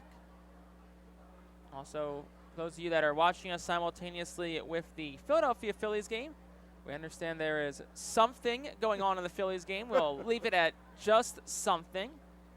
Zach Wheeler on the mound. Here's the pitch. Phillips misses upstairs for a ball to Matt Rudick. And for those of you that aren't watching the Phillies game and are watching us, first of all, thank you. Second of all, we will keep you updated if anything happens there. And, well, that something just came to an end, so there's nothing to keep you updated about. The no-hitter goes 7 1/3. Here's the 1-1. Swing and a miss on a fastball upstairs, 1-2. Did we jinx it? Or is it our fault? Well, you brought it. I didn't say the words no-hitter. No. I'm not gonna blame it on you at all. I'm gonna blame it to you on Father Time. But the ultimate answer is that what was happening. I was about to say what was happening there is nowhere near to be happening here. There's 12 hits in this one already. We've only played 3 innings. 1-2 the count to Matt Rudick. Mike Young leads off at first. Phillips kicks and deals. Breaking pitch misses down to the feet, 2-2. It's kind of an interesting spot for a veteran guy like Tyler Phillips. We've talked to him already in our pregame show about wanting to be a veteran presence on this pitching staff for the Phils. And this is a situation where he's got to try to extend this game a little bit. Again, he got beat up a little bit, obviously, in the second inning, but it's still obviously anybody's game now that the Phils have got this back to a 1-run game. 2-2. That's a curveball that dives in towards the feet of the lefty Rudick. He takes it, so the count goes to 3-2. He's thrown 63 pitches, so he's obviously got plenty more in the tank. But now his job, obviously, is to try to continue to put more zeros up on the scoreboard. He got through the third inning unblemished. He needs to continue to do that and allow this offense for Reading to just do what they've done all season long, which is to continue to put runs on the board. Counts ran full to Rudick. Phillips deals, runner goes. Pitch is inside for a ball, so the throw down for Max McDowell will not matter. So Matt Rudick works a walk. He's aboard for the second time tonight, and that'll bring Rowdy Jordan to the plate. It's also the second walk that Phillips has issued so far tonight. But nonetheless, it's first and second. Nobody away for Rowdy Jordan. Yeah, this guy's done some damage so far in this series. Doesn't have big numbers on the board, 230 as he stands in, but he's gone deep twice. Jordan digs in from the left side, 1 for 2 tonight, including a home run in his last at-bat. First pitch. Jammed him, and he'll foul it back out of play on the left side. Count goes to 0-1. Jordan, a 3-run shot. Also scored Joe Swazi and Wyatt Young. That was then followed up with a back half of the back-to-back home runs from Luke Ritter. He awaits on deck. Phillips peers back at second, kicks the 0-1. That's a breaking pitch that bounced and got away to the right of McDowell, but he's able to pounce on it quickly, and the runners will stay pat at first and second, respectively. Yeah, to your point about Ritter, that's what makes Jordan in a great situation, because he's hitting in front of the guy who probably is the hottest hitter in the Eastern League right now in Luke Ritter. So he's going to get pitches to hit, because you want to try to get him out before you get to Ritter. 1-1 the count, nothing away to Jordan. Pitch. That's a fastball that was just above the belt for a ball. Counts 2-1.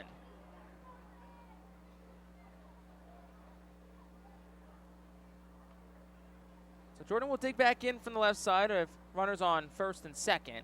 Still nothing away as Phillips tries to work out of this jam in the top of the fourth. Here's the pitch. Swing and a miss. Makes the count 2-2. It's Rowdy Jordan. Jordan who home run and doubled in the series opener on Tuesday night. Last night's game, of course, postponed due to poor air quality here in the southeastern part of the state. 2-2 the count. The pitch. That one's driven in the air out towards right center. Hit well. Rojas races back at the track. He's at the wall, and it is run down by Rojas. He makes the catch. Both runners tag. Throw to second's not in time. So it's a deep fly out for Rowdy Jordan, but it is a productive one as he moves both runners. But Johan Rojas, an excellent job tracking that down. Ball went 353 feet. Needed to go about 356 to extend the Binghamton lead. Yeah, with that short porch out there with that Redner's Event Center, you just never know for sure whether it might hit off that upper wall. And all Rojas could do was get to the spot and hope it doesn't hit the ball, and he was in perfect position to make the catch, and now here comes Ritter. Ritter up, infield drawn up. First pitch is just outside for a ball, 1-0. And again, here's a similar situation what the Phils faced in the first inning with Ritter and kind of worked around him. You got an open base in front of him. 1-0. Swing and a miss, 1-1. Does go to the off-speed pitch, so we'll see how Phillips approaches this at-bat. Save it's a heavy dose of junk, trying to get Ritter to chase. Brendan McElwain awaits on deck. He does have an RBI double today. That came back in the first. Infield does play up, 1 out, top of the 4th. Here's the pitch. That one bounces. McDowell, an excellent job to shield it with the left shoulder and keep it in front of him. McDowell's done a great job. That's at least 3, if not 4 pitches in the dirt with a runner on base that Max has kept the ball in front of him and not allowed anybody to move up. McDowell, the 29-year-old who joined the Phillies after spending much time in the Yankees system. Veteran presence behind the plate for the Fightin' Phils. 2 on the count. Phillips deals. That's a line drive into right field. That's down for a base hit towards the line and a roll to the corner. 1 run scored. Around third is Rudick. He'll score. Throw goes to second, and that's where Ritter slides feet first. So it's a 2-run double for him. The Luke Ritter rampage continues, and Binghamton extends the lead to 7-4. Yeah, I don't know what Luke Ritter was hitting before he went on this run now of 11 straight games, but it must have been pretty bad. Even coming into that plate appearance with his hit earlier, he was up to 227. And he has been on an absolute rampage over the course of the last week and a half. So that average must have been really paltry prior to this run. He didn't hit it hard, but he hit it in a perfect spot, just kind of fisted it down the right field line. And Kroon, obviously playing the right-handed power hitter to pull, had a long way to go. The 2 runners scored easily, and Ritter able to turn it into a double because of how far Kroon had to go to get it. And now we're going to get a conversation on the mound as pitching coach Brad Burgesson will come out and talk with Tyler Phillips. Phillips at 75 pitches as Braden Zarbniski begins to stretch down to the R-Phils bullpen and is just beginning to throw now. So the hope is that this is Phillips' inning to get out of, but he does work with the man on second and Luke Ritter. The Fightin' trail 7-4, top half of the 4th inning. Just as Tuesday night was, tonight has also been an offensive slugfest for both sides. Binghamton a run in the first, 4 in the second, 1 in the third, and 2 in the 4th. Now he'll work against Brendan McElwain, who's already 1 for 2 tonight. Drove in 1 with the double in the first. Phillips, here's at second, here's the pitch. That's a line drive, just foul. To the left of the third base line, says our third base umpire tonight, Ethan Gorsak. Austin Snow has balls and strikes. The crew chief of the staff, Tyler Whitty, is at first. He'll have the plate tomorrow. Friday night's game begins at 7 p.m. Game 3 of this week, 6-game series. 0-1 pitch. That's a little nub shot, foul. Behind home plate, count goes 0-2. Saturday is a doubleheader. After last night's postponement, 5:15 is the start of Game 1. Game 2 will start 30 minutes after Game 1, but not before 6:45. But unless they play about a 60-minute, 7-inning game, I don't think that's a possibility. Game 2 on Saturday, also Nickelodeon Teenage Mutant Ninja Turtle Night. Our Phils will wear special Teenage Mutant Ninja Turtle themed jerseys. It'll be auctioned off after the game. Here's the 0-2. Swing and a miss, and McElwain is down on strikes. The 6th strikeout for Phillips tonight. That'll match a season high, and that'll bring Augustin Ruiz to the dish with 2 outs in the 4th. Yeah, that's the irony of this, is that Tyler Phillips has gotten smacked around a little bit in this game, having given up now 7 runs through 3 2/3 innings, but yet at the same time he's piled up some strikeouts. Ruiz steps in. He's 0 for 2 tonight. Strikeout and a flyout. First pitch. Swing and a miss on a curveball. Count goes to 0-1. Tomorrow and Saturday both feature post-game fireworks. Saturday will be a Carpenter Mega Blast fireworks show, the largest stadium show in history. Definitely mix those words up. The largest fireworks show in stadium history. Here's the 0-1. That's a line drive towards the right center field gap. It's down. It's cut off by Kroon and right. Around third is Ritter. He'll score easily. And it's an RBI single for Augustin Ruiz, and Binghamton's doubled up the Fightin' Phils. It's 8-4 in the 4th. Wait and see what the Phils do here. You can see Al Padrique from our vantage point. You see the top of his head. That's usually not a good sign if you're a pitcher, because here he comes. He's going to make the call now. Al Padrique will trot out, and Braden Zarbniski will come in. Tyler Phillips day ends after 3 2/3 innings pitched. So on the top of the fourth, we'll step aside for this pitching change brought to you by Alvernia University. After this, on the Our Phil's Radio Network. The Louisiana Swamplands. Out here, you're either lunch or you're enjoying it. Make sure you end up on top with the all-powerful lineup of Kia SUVs, like the Telluride, Sportage, and Sorento, equipped with available all-wheel drive, higher ground clearance, and the interior capacity to bring everything you need, so you'll always remain more than a gator's length ahead. Visit your local Kia dealer today to find your next adventure in our ever-capable lineup of SUVs. Kia, movement that inspires. Call 800-3334-KIA for details. Always drive safely. When the Reading Fightin' Phils get hungry, we turn to our team feed partners. Special thanks to Chick-fil-A, Pizza Como USA, Railroad House, Why Missing Restaurant and Bakery, Jersey Mike's Subs, Mimo's Italian Restaurant and Bakery, Subway, and Clean Eats for making sure the Fightin' Phils front office is never hungry on game day. Our staff enjoys delicious meals from our team feed partners. Don't take our word for it. Find out for yourself today. The award-winning Reading Hospital Tower Health Pool Party provides an unforgettable night out with family and friends. Enjoy a baseball game while swimming in the 87-degree heated pool directly behind the right field home run wall. Plus 2.5 hours of all-you-can-eat buffet, photos, and autographs with the crazy hot dog vendor and the Fightin' Phils mascot band. Regular season tickets start at $33 per person for groups of 20 or more. Give us a call today at 610-370-BALL. This Alvernia University Golden Wolves call to the bullpen. Step into your future with the Alvernia University Golden Wolves. Brings in Braden Zarbniski, making his team-leading 18th appearance of the year. He's 2-1, a 3.91 earned run average, 23 innings pitched, 26 strikeouts, and 10 walks for the 6'2", 191-pound righty from Marietta, Georgia. Well, inherited man on first and Augustin Ruiz, already down 4 of the Fightins, 8-4, top half of the fourth inning, as Hayden Singer digs in from the right side. First pitch is a ground ball that's hit foul past the third base coach's box, 0-1. Frustrating night for Tyler Phillips for sure. We talked earlier about the fact that he has kind of had bounce-back performances, but his numbers were much better here in Reading, but not tonight. 3 2/3 innings, 10 hits, right now responsible for 8 runs, and still a man on base that he is responsible for. The one from Zarbniski right down the chute for a called strike, so 0-2, as Zarbniski is 1 strike away from escaping this top half of the fourth inning. Reading's offense certainly will have work to do. Here's the pitch. Up and away for a ball, 1-2.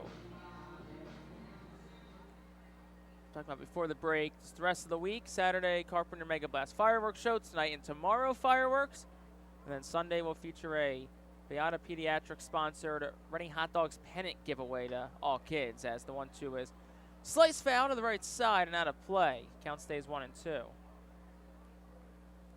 certainly an exciting week in baseball town. It also looks like the weather conditions shall improve as the smoke continues to dissipate. Looks like the air quality index is 120, which is less than half than it was this morning when it was north of 300. Here's the pitch. Up and away for a ball, 2-2. Really has improved drastically just throughout today. Yeah, we sat here yesterday before the game was postponed, and from our vantage point, we can look out on Mount Penn to our right, and you couldn't really see Mount Penn yesterday, and you can see it pretty clearly today. 2-2's fouled back.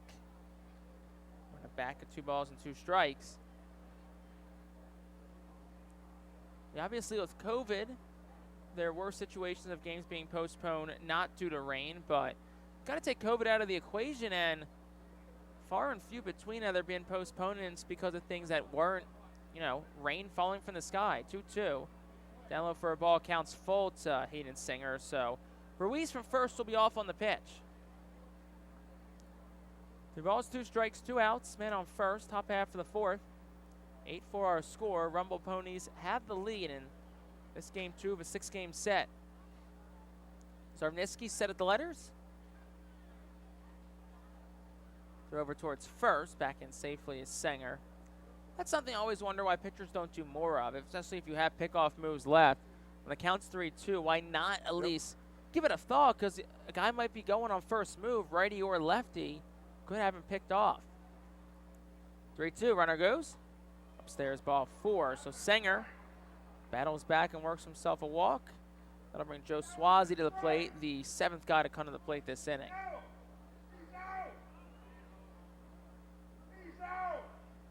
Swazi 1 for 2 tonight, and now time is going to be called. Not quite sure what this is about. We got a conference between the 3 umpires. Just to the right of the pitcher's mound between the rubber and the first base bag. I don't know if it's anything to do with the pitch clock, if it's... I don't think they batted out of order or anything. No, that they did. But it was an umpire-induced conversation. I don't think anyone from the Reading dugout said anything.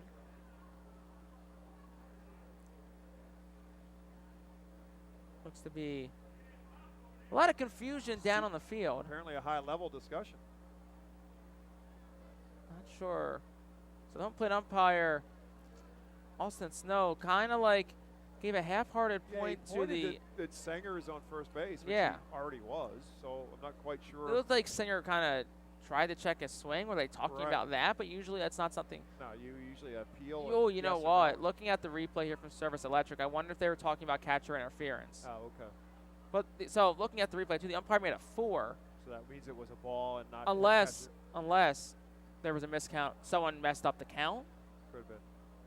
That one's down low for a ball 1-0 to Joe Swazi. So I guess best guess after watching that replay was maybe Austin Snow was just wanted to double check that the count that he had was correct.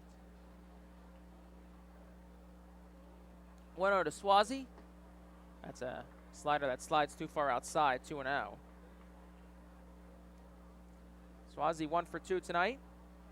A single and a ground out. That's here, runners on first and second, 2 outs in the 4th still. The pitch. At the knees for a called strike. 1 and strike to 2 balls. Swazi, who's recently been called up from High A Brooklyn, has had a hit in his first 4 games at the AA level. 2-1 on the outside corner for a called strike. 2-2. So Zarbniski 1 strike away from escaping this inning. Reading offense certainly will have work to do, but we know they can score fast and in bunches, and Swazi will call time. That one came with 2-2.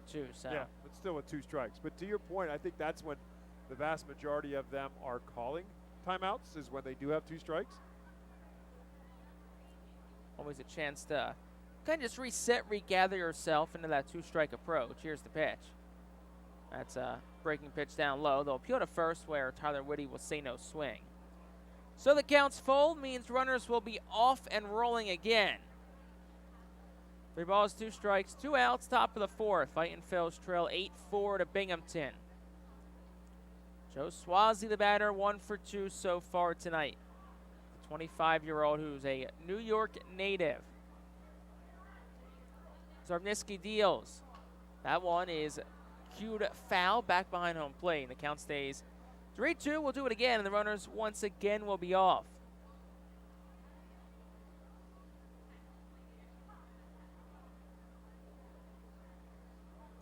It's been a long top half of the 4th inning.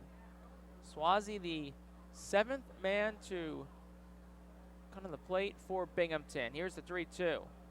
That one's fouled back on a fastball off the netting behind home plate. We'll do it again at a full count. Again, this all started with a 9-hole hitter, Wyatt Young, getting himself on base of the base hit. He's got 2 hits. He's been a big part of this attack so far for the Romo Ponies through the first game now and a half of this series.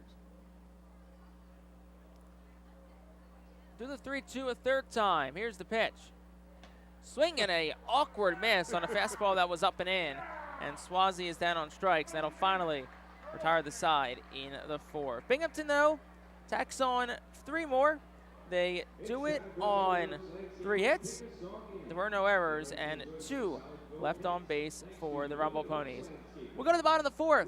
8-4 Binghamton. Fightin's work to do on the Our Phillies Radio Network. The Louisiana Swamplands. Out here, you're either lunch or you're enjoying it.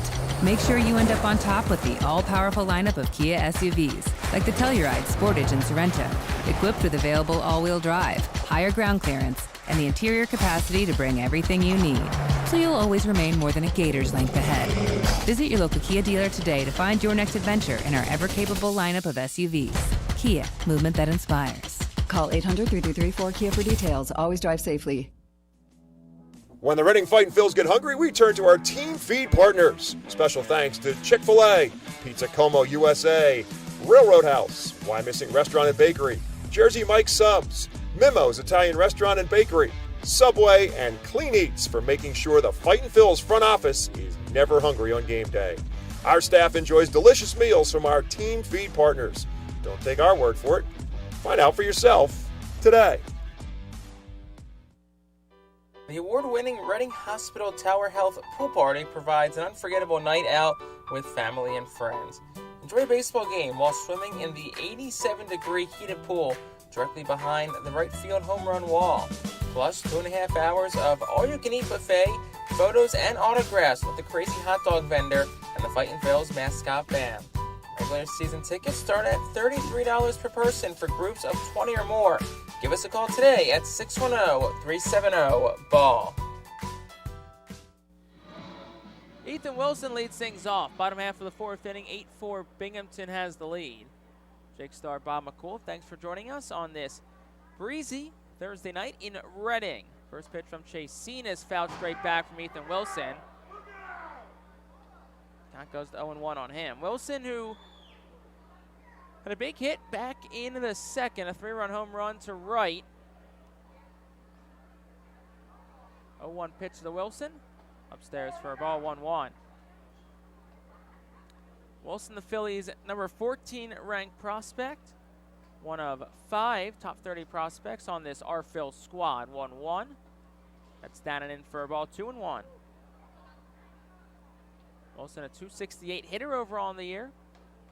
8 home runs, 28 runs driven in. 28 RBI ties him for the team lead. 2-1. Swinging a ground ball, right side, diving the second baseman Jordan, and it sneaks under his glove for a base hit.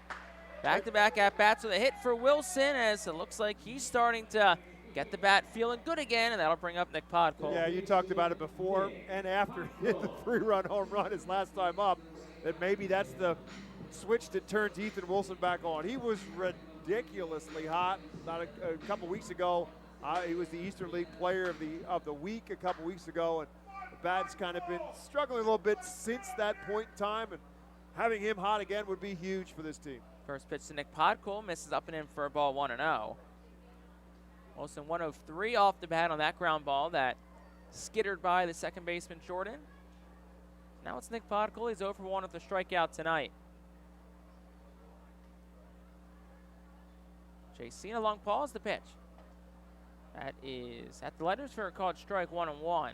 And that's the piece of this puzzle with this team that is so really interesting for us to watch every night, that it doesn't matter what the score is. This offense believes that there is no number that they can't reach, that they can come back in any game.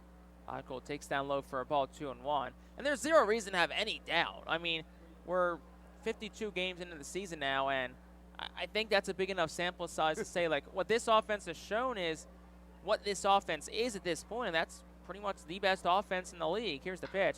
Line drive towards second, couple of hops fielded by Young. Second for 1, throw to first is in time. 6-4-3 double play, and that's just another one of those balls that was hit particularly hard, 98 off the bat, but it's right to Young at short, who makes a nice play, and 2 outs in the inning. Tell you what, you gotta like Wyatt Young. I mean, this guy's 5'6", 160 pounds. He's making all the plays at shortstop and getting it done with a bat in his hands. It's a great lesson to watch for young kids, that you don't have to be 6'5" and 235 pounds to be successful in professional sports. Wyatt Young just doing things the right way, making both the plays on offense and defense. First pitch to Max McDowell was in tight, 1-0. He's upstairs in the strike zone for a called strike, 1-1. The double plays hurt the Phils now in 2 innings. Obviously, the first inning they had something going early on. Double play ended that one, as well as what's happened so far here. 1-1. Swing and a miss, 1-2. So an inning that started off as quite promising now sees the Phils a strike away from being retired in order. McDowell, who was hit by a pitch his first time up in the second. 1-2 from Chaseen. That is up high. They'll appeal to first, and Tyler Whitty will say no swing. Been a lot of appeals in this game so far. We've had a number of check swings and appeals to Tyler Whitty. He's had as many calls at the plate, it seems, as the home plate umpire Austin Snow has. 2-2. And McDowell that time could not hold up, but I think it was a called strike 3 regardless. The third tonight for Jose Chaseen. So after the leadoff single from Wilson, the Fightins do go down in order. No runs on a hit, no errors, and nobody left. We'll go to the fifth, 8-4 Binghamton on the Phils Radio Network. Join us as we celebrate Reading's Spanish and Latino culture during 12 Friday home games this season. The Savage 61 Fiesta Fridays, presented by Tito's Handmade Vodka, High Noon Sunsips, Catay Law Offices, Suburban Brewing Company, Carl's Cards and Collectibles, Humane Pennsylvania, Star City Boxing, Apis Services, Supportive Concepts, and Affordable Home Care. Fiesta Friday features special Los Luchadores de Reading uniforms, Hispanic and Latino food and music, and other culture elements throughout the ballpark. Get your tickets now by calling 610-370-BALL, online at rphils.com or at the Customers Bank ticket office. To honor the 275th anniversary of Reading, the Phils will play as the Reading Keystones on all Thursdays and select Tuesdays in 2023. Tuesdays are brought to you by Coatesville VA Medical Center. Join us for 11 Keystone Throwback Thursdays, thanks to Burke's Career and Technology Center, H&F Heating and Cooling, and Rip It Baseball Town Charities batting cages. Come celebrate the 275th anniversary of Reading and enjoy some great baseball on Throwback Thursdays in 2023. Get your tickets now by calling 610-370-BALL, online at rphils.com or at the Customers Bank ticket office. Shift our attention to the top half of the fifth inning. 8-4 Binghamton has the lead over the Fightin' Phils. This game 2 of a 6-game set. 8-9-1 due up for the Rumble Ponies as Warren Saunders will dig on in. First pitch to him is over for a called strike from Braden Zarbniski. Count goes to 0-1. Saunders 0 for 2, pair of strikeouts tonight. One of the few Rumble Ponies to be quieted so far. Waves at the 0-1, 0-2. And can officially close the line on Tyler Phillips, 2. 3 2/3, 10 hits, 8 earned, 2 walks, and 6 strikeouts. 81 pitches, and 53 of them were for strikes. Now the Phils bullpen look to keep it a 4-run deficit. Here's the 0-2, and that's on the outside corner for a called strike 3. Second strikeout for Zarbniski, third time. Warren Saunders has been set down on K's tonight. And that'll bring up Wyatt Young with 1 out in the top of the fifth.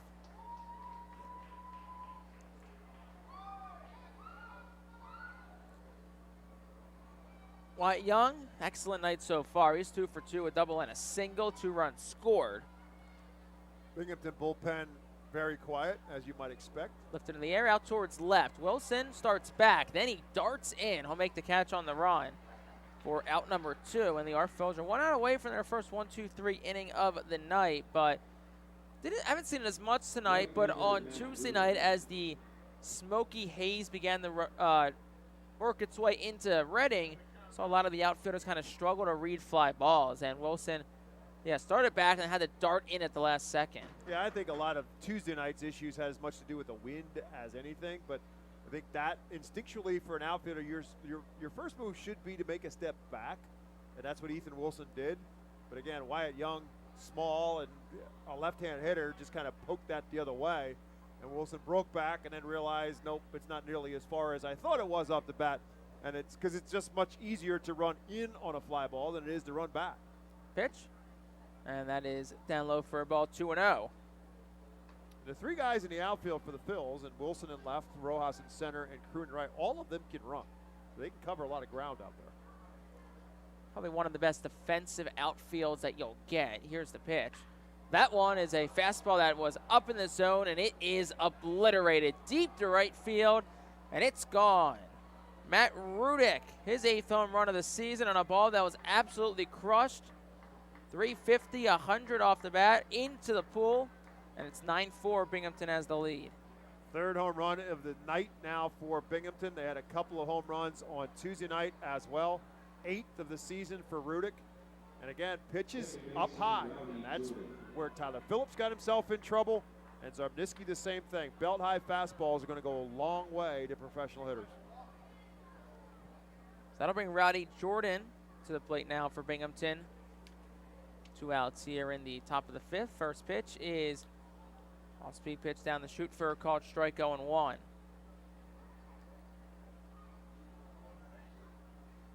Jordan, a home run already tonight. He's 1 for 3 overall. Here's the 0-1.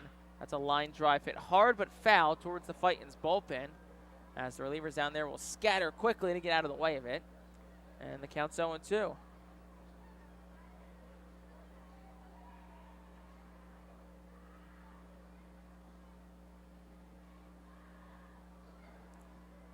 Obviously, still a lot of baseball left to play. Fightin Phil's still 5 at-bats left. And we know how explosive they can be offensively. A game can change in just 1/2 inning. 0-2 is line foul off the facing of the Savage dugout suite on the right side. Rowdy Jordan all over the last pitch from Zarniski, a fastball. Hit it hard down the first baseline, so Zarniski tried to fool him a little bit by going off speed. Jordan made the adjustment, hit that one hard foul as well. And Zarbniski looks like he'll be hit with the pitch clock violation. Yep. So it's now 1-2 now to Jordan. Second pitch timer violation tonight for the Fightin Phils. Counts 1-2. The pitch. Down and away for a ball. 2-2. As Zarbniski looks to try and escape this inning. 9-4 the score. Lead belongs to Binghamton. 2-2, 2 outs in the frame. Here's the pitch. On the inside corner, called strike 3. Second strikeout of the inning. 3rd tonight for Zarbniski. But Matt Rudick homers for the lone run of the inning and hit. No errors and nobody left on base for Binghamton. We're halfway home. We'll go to the bottom of the 5th. 9-4 score on the Phillies Radio Network. For top flight local jobs, go with who you know. JP Mascaro & Sons are a leading waste removal company. To meet today's employment and service demands, Mascaro is upgrading its already highly competitive employee wage and benefit package for drivers, collection crew helpers, and other positions. Call 888-MASCARO, M-A-S-C-A-R-O, for details. Work for an established local family business committed to its employees. Again, call 888-MASCARO today or apply online at www.jpmascaro.com. Cornwall Manor is an active senior living community on a 190-acre wooded campus in Cornwall, Lebanon County. The community offers independence and opportunities for wellness and fitness, as well as educational and musical programs, and the peace of mind of having convenient health care on site. Cornwall Manor offers a range of residential choices from apartments to homes. Prospective residents are welcome to visit us for lunch and have a chance to learn more about the community. More information is available online at cornwallmanor.org. Cornwall Manor, celebrating 70 years of senior living. ROG Orthodontics is the proud official partner of the ROG Orthodontics Fightin Phil's Kids Club. Join today at Fightins.com to get your free ROG Orthodontics Kids Club t-shirt and visit FantasticSmiles.com for more information on why ROG Orthodontics is voted #1 in Berks and Monco. ROG Orthodontics and the Fightin Phils, 2 great hometown partners. We go to the bottom of the 5th, past the halfway point here in Reading, as the Fightin Phils trail 9-4 to the Binghamton Rumble Ponies. Jake Starr, Bob McCool, thank you again so much for joining us here on the Phillies Radio Network. Herbert Iser will step in. 9-1-2, set to come to the plate for the Fightins. Obviously still a lot of baseball left. They trail by 5. First pitch to Iser is a swing and a miss on a breaking pitch. It's 0-1. Andrew Schultz now getting loose in the Reading bullpen, so he likely is up next for Reading when the 6th inning comes for Binghamton. 0-1. Iser swings over another off-speed pitch, 0-2. Iser, who's seen limited playing time so far this year, gets the start at DH tonight. Hopped out to the third baseman his first time up, the 0-2. Lays off another pitch down low, counts 1-2.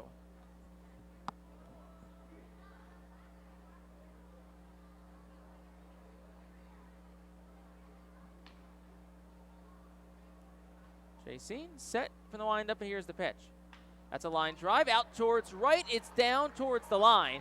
It's cut off by Rudick. That'll keep Iser at first. That's another base hit for Herbert Iser.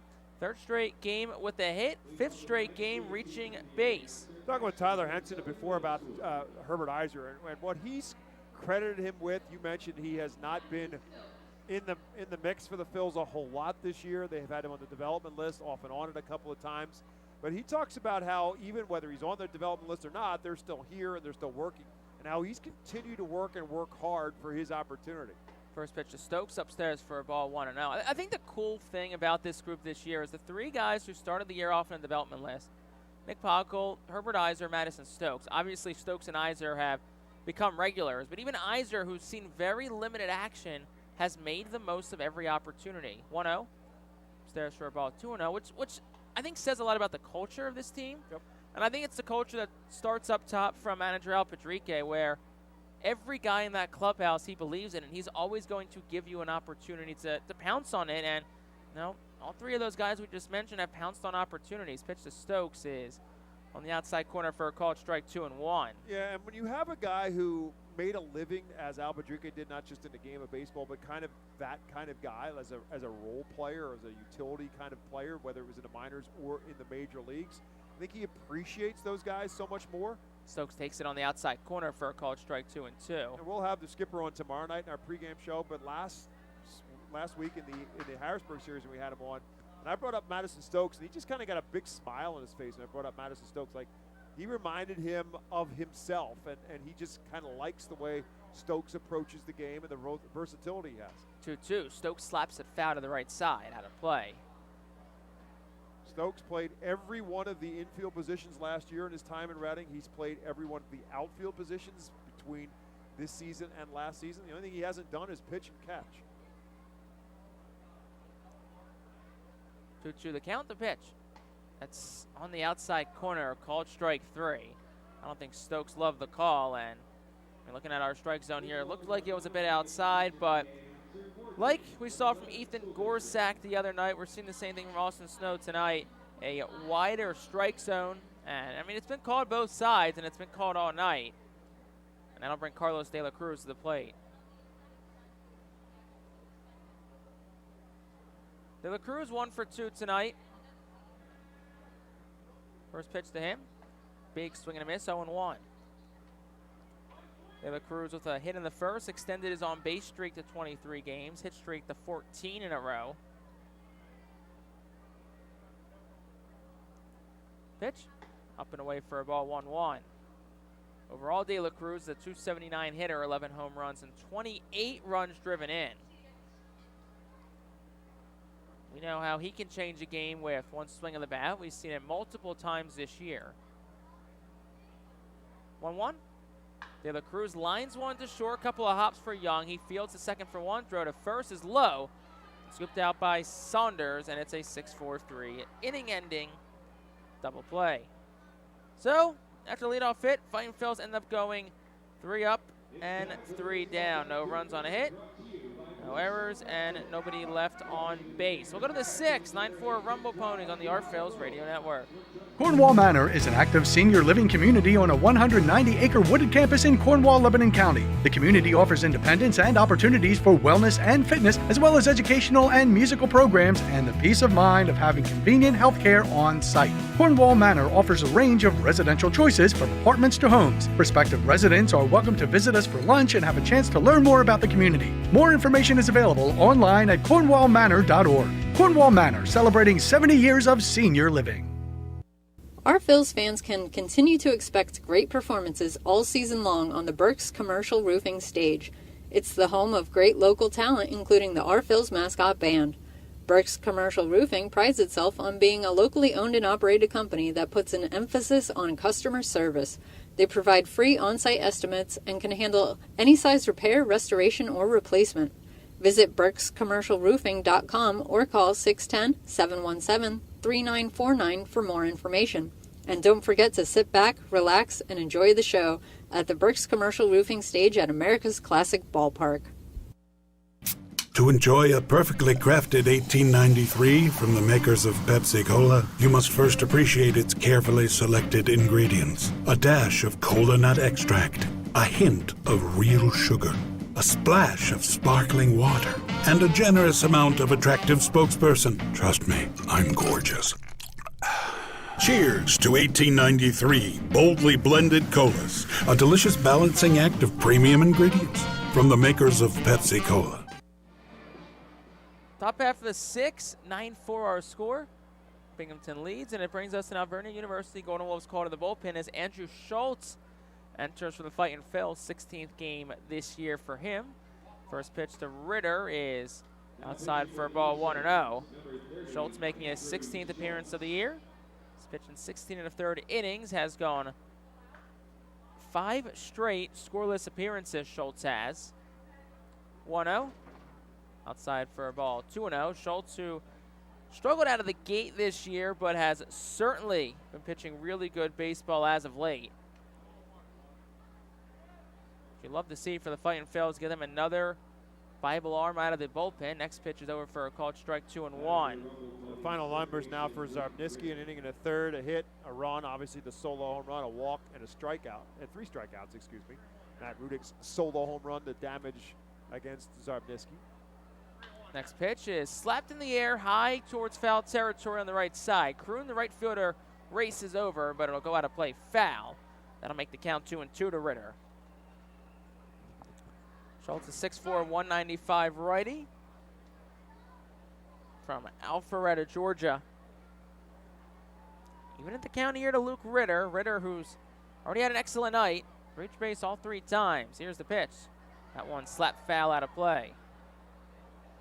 Yeah, it's kind of weird when you look at Andrew Schultz's ERA is almost 9, but yet he hasn't given up a run in his last five appearances. So he has really gotten a whole lot better and been much more effective and more of what the Phillies were expecting from Andrew Schultz. Pitch to Ritter's on the outside corner, a called strike 3. That's his first strikeout. And that's the thing, like, you talk about this bullpen, and yes, we've talked about the struggles, but it feels like every week you're layering on more guys who you can say to yourself, okay, late in a game, who's a guy I can go to and can get me 3 outs? And I think Andrew Schultz is another guy who's being layered into that conversation of, okay, a late inning leverage arm that you know that you can trust. Here's the pitch. That's a line drive towards short over the head of a leaping Stokes, and a one-hop Wilson in left field for a base hit. A little bit extra on that fastball, too, at 97 from Schultz, but it was obliterated off the bat, 108 from McElwain. And I think the problem that this coaching staff for Reading has faced this year with those guys in the bullpen has been the inconsistency. They're getting early on for the better part of the first month and a half of the season. One night they were effective, the next night they were not, and trying to figure out which one they were going to get when they made that call to the bullpen. Here's the pitch. It's a called strike. Ruiz tried to hold up, but it didn't matter. And so now you're hoping that now you can start to find some consistency and know what guys you can use in those high leverage spots and what guys are not guys you could use in a high leverage spot. Here's the 0-1 on the outside corner for a called strike, 0-2. And it's been an interesting year for the bullpen too, because when Reading wins games, like, the bullpen is lights out, dominant, 2.53 ERA. But when they lose games, it's a different conversation. Like we said, yes, the ERA is going to be higher in games that you lose than when you win, without a doubt. That next one is swung on a miss. 2 strikeouts in the inning from Andrew Schultz. So the thing is, like we said, like, as this bullpen continues to slowly improve and guys slowly continue to gain confidence with how good this offense is, I know we've talked about this a lot, but this is a team that at any given moment can go on a run, as Hayden Sanger steps in with 2 gone in the 6th. Schultz toes the third base side of the rubber, set at the belt. Here's the pitch. That's a breaking pitch. That's in there for a called strike, 0-1. And there's a reality check in all of this, of course, is that the Eastern League plays in two halves, and the first half will come to an end at the end of June. And so you start to look at, okay, what is this Phillies organization going to do in regards to what the makeup of this team is going to be for the second half? Pitch is up tight to the righty Singer, 1-1. Because they let's be honest, they kind of buried themselves early on in terms of their struggles early on. But if they can play the kind of consistent baseball they've been playing of late, they've been around the 500 mark now for the last several weeks. That can keep them in contention for a second half. Next pitch is outside for a ball, 2-1. I mean, you just look at the numbers, too. Month of April, they were 6-14. May and June combined so far, 14-17. So, yeah, still below 500. Right. But 14-17 looks a lot better than 6-14. So, like you said, they've been playing better baseball last month and a half. Here's the 2-1. Ground ball towards second. And Dunn secures it, throws it first in time, and that will retire the side. In the top half of the sixth, no runs on a hit. One left for the Rumble Ponies. We'll go to the bottom of the sixth. 9-4 Binghamton on the Phillies Radio Network.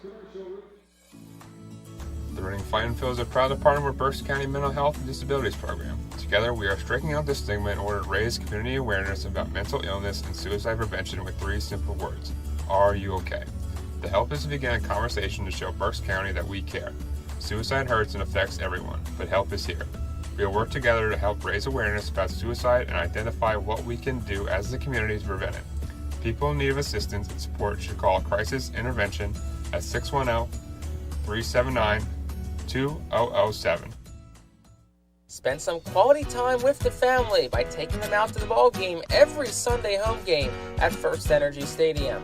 Sundays are Berks Packing Sunday Family Fun Days, presented by Golden Oaks Golf Club, PA Army National Guard, Culligan Water, Aspen Home Improvements, and Rip It Baseball Town Charities batting cages.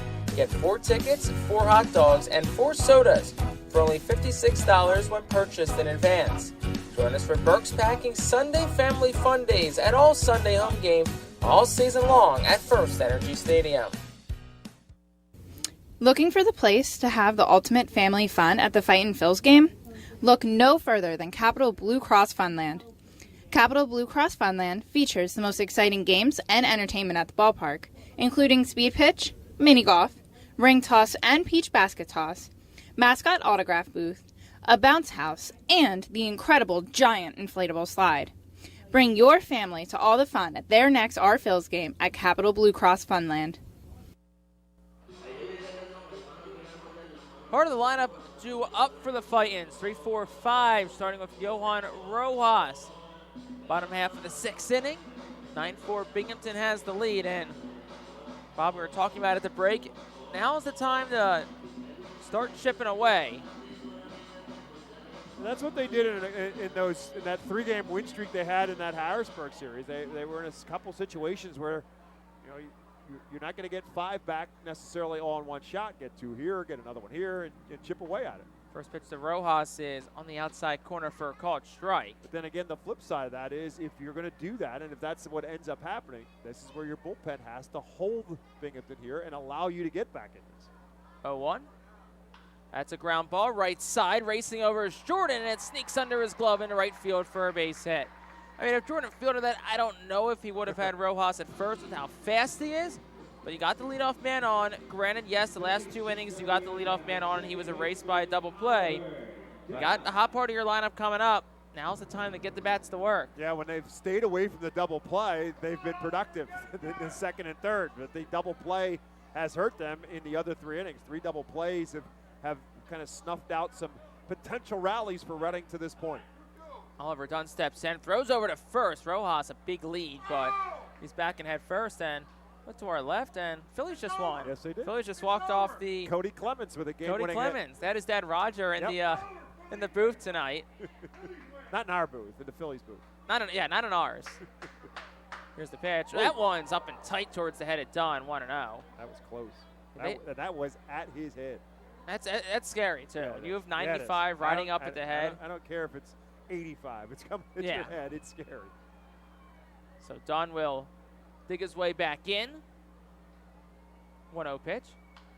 skies it in the air, left side foul territory. Ritter and Sanger both race over. The catcher, Sanger, will watch it land out of play.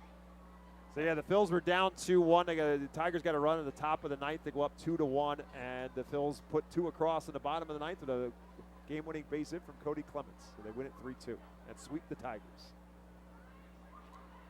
There's Jose Alvarado on the screen, too. He was How just about here that? the other night. You got the loss in game 1 of this series. 1-1 the count. Rojas stops and starts, and the throw goes into center field from the pitcher. It's going to be a balk. It's going to be a balk regardless. So that was bizarre because Johan Rojas was picked off. And the throw went to the wrong base. Chacin, instead of throwing it to first, ended up throwing it to second. And Wyatt Young, the shortstop in his defense, wasn't covering second properly because he wasn't expecting his pitcher to throw to second. And so the ball ended up going to center field, but I guess none of it would have mattered because they called Chacin on a balk. So now Rojas is in scoring position one way or another. Not the most common way, but they'll take it. So Rojas takes his lead off second as the count's 1-1 to done. Here's the pitch. That is on the outside corner for a called strike 1 and 2. Yeah, you mentioned this earlier. I mean, I think the hitters are going to have to start to adjust to this because clearly it has been consistently an outside corner strike. So it's the 5th inning, and it's been that way since the first. 1-2. Dunn foul tips it back into the mitt. The catcher Sanger, he holds on for strike number 3. 5th strikeout tonight for Chacin, and that'll bring Matthew Kroon, the right fielder, up. And the thing is, Tuesday night with Gorsak at the plate, it was out, but it was consistently out on the right side of the plate from our vantage point behind home plate. Tonight it's out on both sides. Right. So it's a harder adjustment because it's both sides, where one night's okay, you know it's out on one particular side. Matt Kroon steps in with 1 gone of the inning. Rojas will dart back to second as Chacin gave him a little look. Sun also down, lights in full effect here from FirstEnergy Stadium. First pitch, Kroon will take it outside. He'll check his swing. They'll try to appeal, but Austin Snow won't give it to him. Out of force of habit, because it's happened so many times tonight, Austin Snow looked down the first baseline for Tyler Whitty, and he wasn't there because as the first base umpire with a man on second, he's now at second base. So he looked down for the appeal, and there was nobody home. Pitch. Kroon takes it outside for a ball 2-0.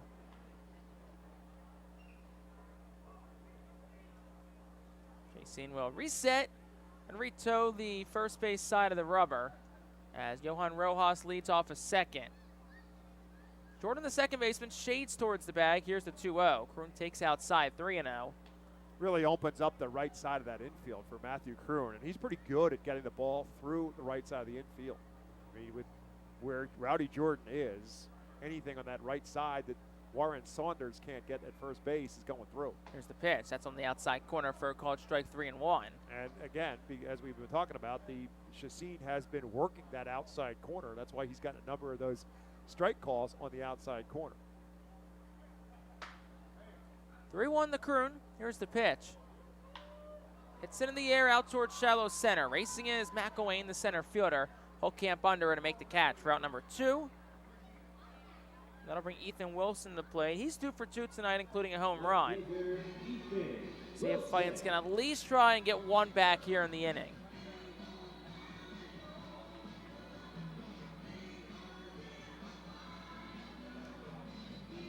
Wilson hit a 3-run home run back in the second inning. Singled in the 4th was cut off, though, on a 6-4-3 double play hit by Nick Podkul. He awaits on deck. Rojas goes. Here's the pitch. It's inside. There'll be no throw to third. And that'll be a stolen base for Johan Rojas. That should be number 18 on the season.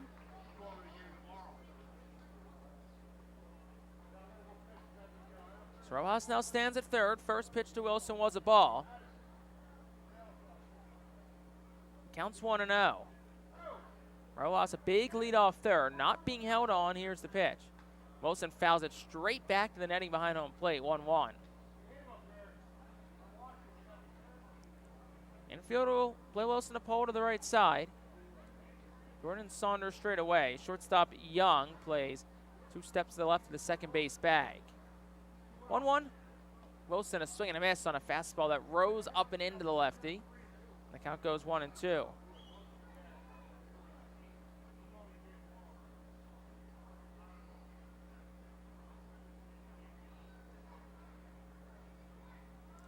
Rojas gets his lead off third. It's a big one, about 30 feet down the line. Here's the 1-2. Wilson will take it on the inside corner for a called strike 3, and that'll retire the side in the 6th. No runs on a hit, no errors, and 1 left on base for the Fightin Phils. We played 2/3 of the game here in Baseball Town. We'll go to the 7th, 9-4 Binghamton on the Our Phils Radio Network. Are you looking for a reliable food distributor to meet all your culinary needs? Look no further than our trusted team at Feaser's Food Distributors. For over 120 years, our products have been sourced from the best farms and suppliers, ensuring that you get the best ingredients for your restaurant or organization. From fresh produce to premium meats, Feaser's supplies everything but the appetite. Visit Feasers.com today to experience the difference in working with a top-tier, family-owned food distributor. Feaser's, your partner for success in the kitchen. Looking for a fast and hassle-free way to get your snacks and non-perishable groceries? Look no further than FeasersDirect.com. With just a few clicks, discover the convenience of having your culinary essentials ready for a pickup at our headquarters in Harrisburg. Empowering communities one relationship at a time is our commitment at Tompkins. Our customers have thrived thanks to our focus on local lending and their commitment to the customers they serve. They do a great job. Everything for us, from our banking, our insurance, to our wealth management. Tompkins has always been there for us. We see a long relationship with Tompkins. They're good people. Tompkins, banking, insurance, wealth. Member FDIC Equal Housing Lender. Investment and insurance products are not FDIC insured, not bank guaranteed, and may lose value. Be the first to know everything about your Red and Fightin Phils by signing up for the Baseball Town Insider email newsletter. Once you become a Baseball Town Insider, you will receive breaking news about Fightin's promotions, including giveaways and guest appearances, special events, exclusive offers, and discounts on tickets and merchandise, just for being a Baseball Town Insider. Visit Fightin.com to sign up. We go to the top of the 7th, 9-4 Binghamton. Our Phil's looking for a rally these last 3 innings. And, Bob, I'll toss things back over to you, hoping you can bring us one. Andrew Schultz back out there for inning number 2. Third pitcher of the night for the Phils. Again, it is a 9-4 Binghamton advantage. Joe Swazi leading things off for the Rumble Ponies. 1 for 3 on the night with a run scored. And the first pitch from Schultz to Swazi is up high for a ball. Swazi, a New York native. Of course, the Binghamton Rumble Ponies, the AA affiliate of the New York Mets. Originally from Glen Cove, New York. Both his father and his grandfather were one-time mayors of Glen Cove, New York. His father was and is a prominent politician in the state of New York. Swazi, a product of Boston College, undrafted out of Boston College. It's like taken by the Mets as an undrafted free agent in 2018. Began the season in Brooklyn. Called up to Binghamton, hitting at 276 as this game began. Now it's 2 balls and a strike to him, facing Andrew Schultz. Schultz, a solid first inning, gave up a hit, struck out a couple. 2 balls and a strike to Joe Swazi, and that one's at the knees, and it's now 2 balls and 2 strikes. Glen Cove, New York, on Long Island, northern part of the island, pretty much due north of Hempstead, which is the home of Hofstra University. Wonder if he grew up a Mets fan. It's kind of interesting with obviously all their minor league affiliates in and around there, with Brooklyn being their high A affiliate. Binghamton obviously is the AA affiliate. So he's been kind of playing in the neighborhood a little bit in his time with the Mets organization. 25 years of age. 2 balls and 2 strikes to him. That one's inside. Now the count is full. Phil's pitchers have only walked 3 so far in this one, but the Ponies have 12 hits, and they've played some long ball in this one as well with 3 home runs. And that's low ball 4. So the first walk surrendered by Andrew Schultz is another leadoff base runner for the Ponies here in this one. They did it in the first, they did it in the second, they did it in the fourth, and now they do it again here in the 7th. And that will bring up Warren Saunders. He is the one member of Binghamton who has not been a part of this party so far. He's 0 for 3 and with 3 strikeouts. Swazi takes his lead off of first. First pitch to Saunders is up and in, ball one. Saunders 0 for 9 now since getting called up to Binghamton. Or being activated by Binghamton, I should say. Pretty good size lead for Swazi at first. 1-0 pitch. Hard down the third baseline, and fair ball and rolling all the way down to the Ponies bullpen. Swazi barreling around third. He's going to get waved home, and Warren Saunders will come up with his first hit in the Binghamton uniform, and it's an RBI double. It's 10-4. Yeah, Saunders a trifecta of strikeouts tonight, and like you said, when you're a guy recently called up, you know, it can take some time to get used to the double-A pitching, but finds a way to break through, to sneaks one down the line all the way to the corner and finds his way on second base. That's got to feel good for him. So all 9 guys in Mariano Duncan's lineup tonight have a hit now, including the number 9 hole hitter who is at the plate, Wyatt Young. He's got 2 of them, scored both times, a double and a single, along with a fly out in his 3 plate appearances. As Saunders takes his lead off of first now, or excuse me, off of second with nobody out. The first pitch spins Wyatt Young off the plate, up and in for a ball. Also the second straight game that Binghamton has had all 9 guys get on base via the hit. Wyatt Young, born in Honolulu, Hawaii, played his college baseball at Pepperdine. Drafted by the Mets in the 15th round in 2021 draft. And the 1-0 pitch to him is over for a called strike. Mentioned it before, just 5'6", 160 pounds. But he's done a nice job for Binghamton in this series. 1-1 pitch to him. This one fisted into left field. Ethan Wilson has it scoped out as he jogs in for it. He'll catch it for the first out here in the 7th. That'll bring the top of the order back up as Matt Rudick will bat for the 5th time in this game. And he's been on base 3 of the 4 times so far, including a solo home run his last time up. The thing is, it's not a lethal Binghamton offense coming into this series. They lost 5 straight at Altoona after winning game 1 last Tuesday. But they entered tonight 228 as a team, which ranks 11th across the Eastern League. So you have, you know, your best offense in the league against your second to last offense in the league, just going off of batting average. But they've put up 10 runs in Tuesday's game and 10 runs so far in this one. With 1 out in the 7th and a man in scoring position. As Rudick will lift another one into left field. And again, Ethan Wilson will come in for it. And again, squeeze it. And that quickly puts 2 down now here in the 7th inning. Back-to-back flyouts to left field will bring up Rowdy Jordan. Jordan, who the Fightin's have retired the last 2 times up, but Jordan with a double and home run and 3 RBI on Tuesday. Has 3 RBI and a home run tonight. That came back in the 2nd, but they retired him twice in a row. We'll see if Schultz can do it too. Jordan originally from Auburn, Alabama, but yet played his college baseball at Mississippi State. So from one SEC town to another, from Auburn to Mississippi State for his college baseball. He too in a 2021 draft, taken in the 11th round. There's a number of players for this on this Binghamton roster who were taken by the Mets in the 2021 draft. 1-0 pitch coming from Andrew Schultz as he takes another look back at second, comes up high, and now it's 2-0. Binghamton bullpen now begins to stir a little bit. I was assuming that Chassine's night may have been over after 6 innings, and now they finally start to get some activity going. Some movement going on in the Phil's bullpen as well. And this one at the letters for a called strike. Now 2 balls and a strike to Rowdy Jordan.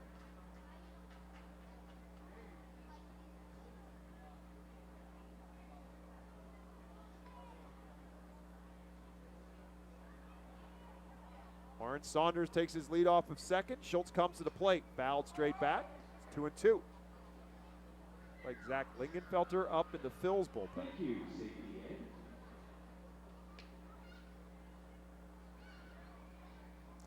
Lingenfelter up as the Phillies try and bridge their way to the finish line tonight. McAble slated to get the start tomorrow night. Should be a great matchup. Luis Moreno and Mick Abel, two exciting pitchers for both sides. Fouled straight back by Rowdy Jordan. Stays alive at 2-2.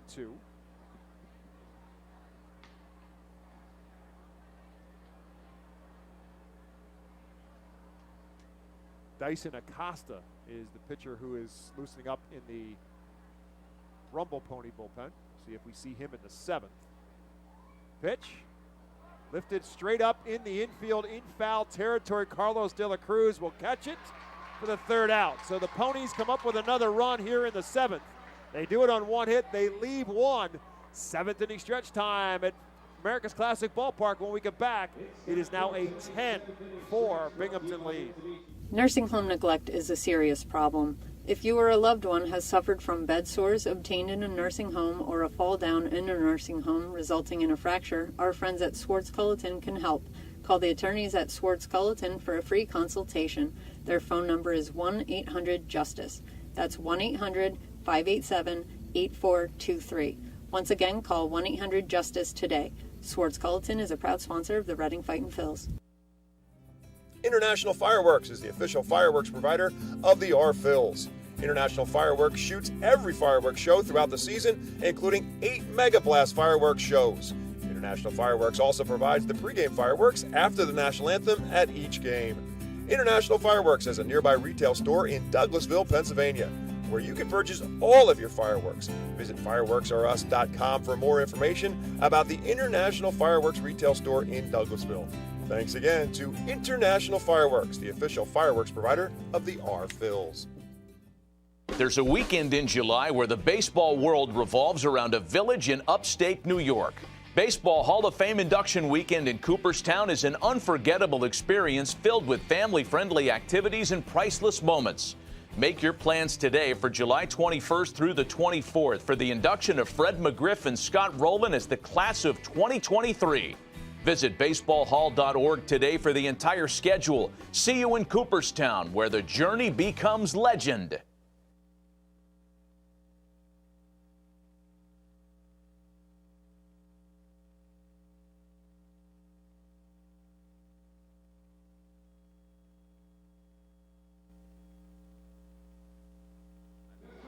The Vernon University Golden Wolves call to the bullpen will be for the first time for Binghamton tonight to the bullpen as Dyson Acosta, as we mentioned, warming up. He is out there, and he will face Nick Podko leading off for the Phils here in the 7th. 10-4, Binghamton now on top. And Podko starts things off as he takes the first pitch from Acosta up and in for a ball. This one lifted straight up in the infield. Who's going to take charge? Looks like the first baseman, Saunders, will call for it. He'll squeeze it for the first out. Yeah, Dyson Acosta works his way in. The 24-year-old from the Dominican Republic. Signed as an international free agent in 2016. Started off the year with Brooklyn, made his Binghamton debut on May the 10th. And has up here an opportunity, was up by 6 runs. His job, obviously, is to get outs for the Ponies, who lead it 10-4 as Max McDowell bats. Max was hit by a pitch in the 2nd, struck out in the 4th. And the first pitch to him is low for a ball. Herbert Iser in the on-deck circle for the Fightins here in the bottom of the 7th inning. Presented to you by Swartz Culleton PC. If you've been injured in a motor vehicle accident, get justice at 1-800-JUSTICE today. 1 ball and 1 strike now as McDowell fouls the 1-0 pitch out of play. That one's way outside. It's 2-1. Acosta last year pitched in High A, Brooklyn. Mixed between starter and reliever. 31 games, 10 of them as starts. 70 2/3 innings. He struck out 69. He walked 44. He pisses up high there, and it's 3-1. Al Padrique talked about that before this series, that against this Bingham team, that his team had to be patient. There's pitchers on this team who can be wild at times. And on cue, that's ball 4. Max McDowell is a 1-out base runner here in the 7th. That's the thing with this Binghamton side, is that you're going to get your fair share. I mean, they walk a good amount of batters too. as well. They're averaging about, like 5.5 per game so far this year. So they do walk guys. You just got to be patient up there. So that'll bring up Herbert Iser, who singled us last time up. He's 1 for 2 on the night. Herbert now 4 for his last 9 at the plate. Left-handed hitter rips one into right field. Going back is Rudick. He'll look up, and it's in the pool deck. Just cleared the pool, and Herbert Iser with a 2-run home run. And the Phils cut the deficit. It's now 10-6, Binghamton on top. It's funny because we talked earlier just how hard he's working and how he just kept his head down, hasn't had a lot of playing time, but gets a chance, is in the lineup, and he's making the most of the opportunity. And it's a testament to the culture of this team that guys who don't get a lot of opportunities still find a way to make the most of it. And you look now, I'm watching down here, Max McDowell saying something to Carlos De La Cruz on deck. I wonder if they picked up something from the new pitcher, Acosta. That's the veteran catcher talking, McDowell. First extra base hit of the season for Herbert Iser. RBI number 3 and 4 on the season. Again, it's 10-6 now. It also brings the top of the lineup and Madison Stokes to the plate. But to the point about being patient, they walk by McDowell, and that's how you chip away at a lead. You get some guys on base, and somebody comes up with a big hit. Stokes will start one up again as he lines one into left field for a clean base hit. Madison Stokes' first hit of the night. And on first base and 1 out, here comes Carlos De La Cruz. So for Iser, it's his first home run since September 9th of last year here at Reading against New Hampshire, last home series of the season against the Fisher Cats. So it's got to feel like, for him, the talent's always been there. It's just become such a logjam at catcher with 2 veterans in front of him in Roberts and McDowell, but Iser's a guy, he can play. He's a very good player. Carlos De La Cruz lines one into center field. McElwain charging fast. Can't get it. It rolls past him. Going to keep on rolling, and eventually the left fielder Swazi will come and pick it up. And everybody moves up. That'll be a base hit for Carlos De La Cruz. Stokes goes to third. De La Cruz to second. Things are happening, Bob. Things are certainly happening. Ball not hit hard by De La Cruz at all. I assume that has to be a double. Yep. It's a tough play. And, I mean, look, if you're McElwain, I mean, you're up by 4, so I get diving, but you're also up by 4, so maybe play it safe and keep the runners at first and second. Now we're going to get a mound visit here from pitching coach A.J. Sager as well. And our Phil's the heart of the lineup up. They're in business. There's also action in the Reading bullpen. To take a look at who it is, it remains to be Zach Lingenfelter, so it looks like he'll get the next inning. Yeah, now things are starting to stir in the Binghamton bullpen. That's the other piece of this. This isn't obviously going to be any kind of a pitching change, as Acosta just came in and nobody had been warming up for Binghamton. So now they're going to get some stirring in the Ponies bullpen as Nolan Clenny will now get up and start to loosen up. So now the home plate umpire Austin Snow says, all right, you've stalled long enough, get out of here, as Johan Rojas now bats for the Phils. 2 on, 1 out. Phils down by 4, 10-6, bottom of the 7th. I say this a lot when he's up, but look where the third baseman Ritter is. He is way back. Yeah. If he can sneak one down the line, you already know Stokes is going to be plenty far off the bag with no one holding him on. Just saying. Johan, 2 for 3 so far tonight. Solo home run and a single. First pitch to him is outside for a ball. This team's truly never out of it. No, and again, it's not only are they never out of it, but they don't think they're ever out of it. There's no reason to ever think that. That there's no lead they cannot catch. That's a swing and a miss for a strike. And obviously that's never good. That's not necessarily the way you want to play the game, that you're always chasing, but that's the situation that this team is in right now. But the confidence level of them with the bats in their hands is really uncanny to watch every night. See if Rojas can chip away some more. 1-1 pitch. Swing and a miss this time as he goes to another curveball, and Rojas fooled badly on both of them. And now it's 1 and 2 to Rojas. I mean, honestly, if I'm Costa, I'd probably go to a third straight curveball, keep it way out of the strike zone, and see if you can get Rojas to chase. And now he'll call time. Well, it's 0-2, so it's 1 and 2, so of course he does. But again, that's the smart thing to do as a hitter, because now the pitcher's in control, and you need to kind of recompose your thoughts as a hitter with 2 strikes on you. And some obviously will change their approach with 2 strikes as well. 1 and 2 to Johan Rojas. And that's way outside. He does not chase, and it's 2 and 2. I mean, it's the right pitch call there, without a doubt. He chases back to back. And the thing is, like, we talk a lot about the Phillies bullpen. The Binghamton bullpen has been statistically the worst in the Eastern League this season. So between the Fightin's bats, the struggles of this Ponies bullpen, like, a comeback is very valiant. 2 balls, 2 strikes to Johan Rojas. Beats it foul and stays alive. Barely got a piece of that. Madison Stokes, the runner at third, he singled. Carlos De La Cruz at second, he doubled. 1 out. 2 runs already in for the Fightins and looking for more here. Johan with his 2 hits tonight now has the batting average over 300 on the season. This one lifted into shallow right field. Rudick will drift over towards the line. Stokes is tagging, and he's coming. Throw to the plate is not in time. Sacrifice fly and an RBI, and it's now a 10-7 game. Yeah, usually may not see a guy tag. Rudick was pretty shallow, but Stokes has good speed. Al Padrique, who, you know, said he likes to be more conservative when his team is down, but figure let's get aggressive there. So another RBI for Johan Rojas, his second of the night, 27 on the season. And now with 2 outs and a runner in scoring position, here comes Oliver Dunn. Time's called by Ethan Gorsak, who's standing behind the rubber. I wonder what he signaled to the pitcher. You're talking to Acosta, something he was doing.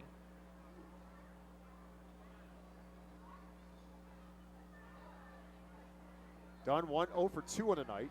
Did walk and score a run ahead of Ethan Wilson's 3-run home run for the Phils in the second. Fly out and a strikeout in his other plate appearances. 1 ball and no strikes now to Oliver Dunn. Matthew Kroon hoping for a chance in the on-deck circle for the fight. Over for a called strike 1. 1 ball and 1 strike. It's not a bad take, though. You're up 1-0 in the count. You're thinking fastball. You get a breaking pitch. No reason to get the bat off the shoulder there.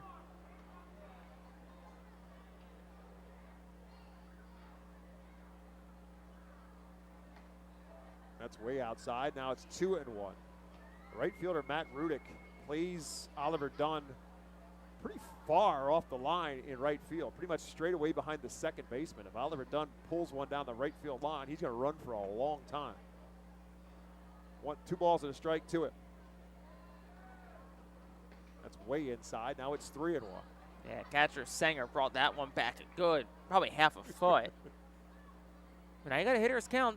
3-1, Oliver Dunn.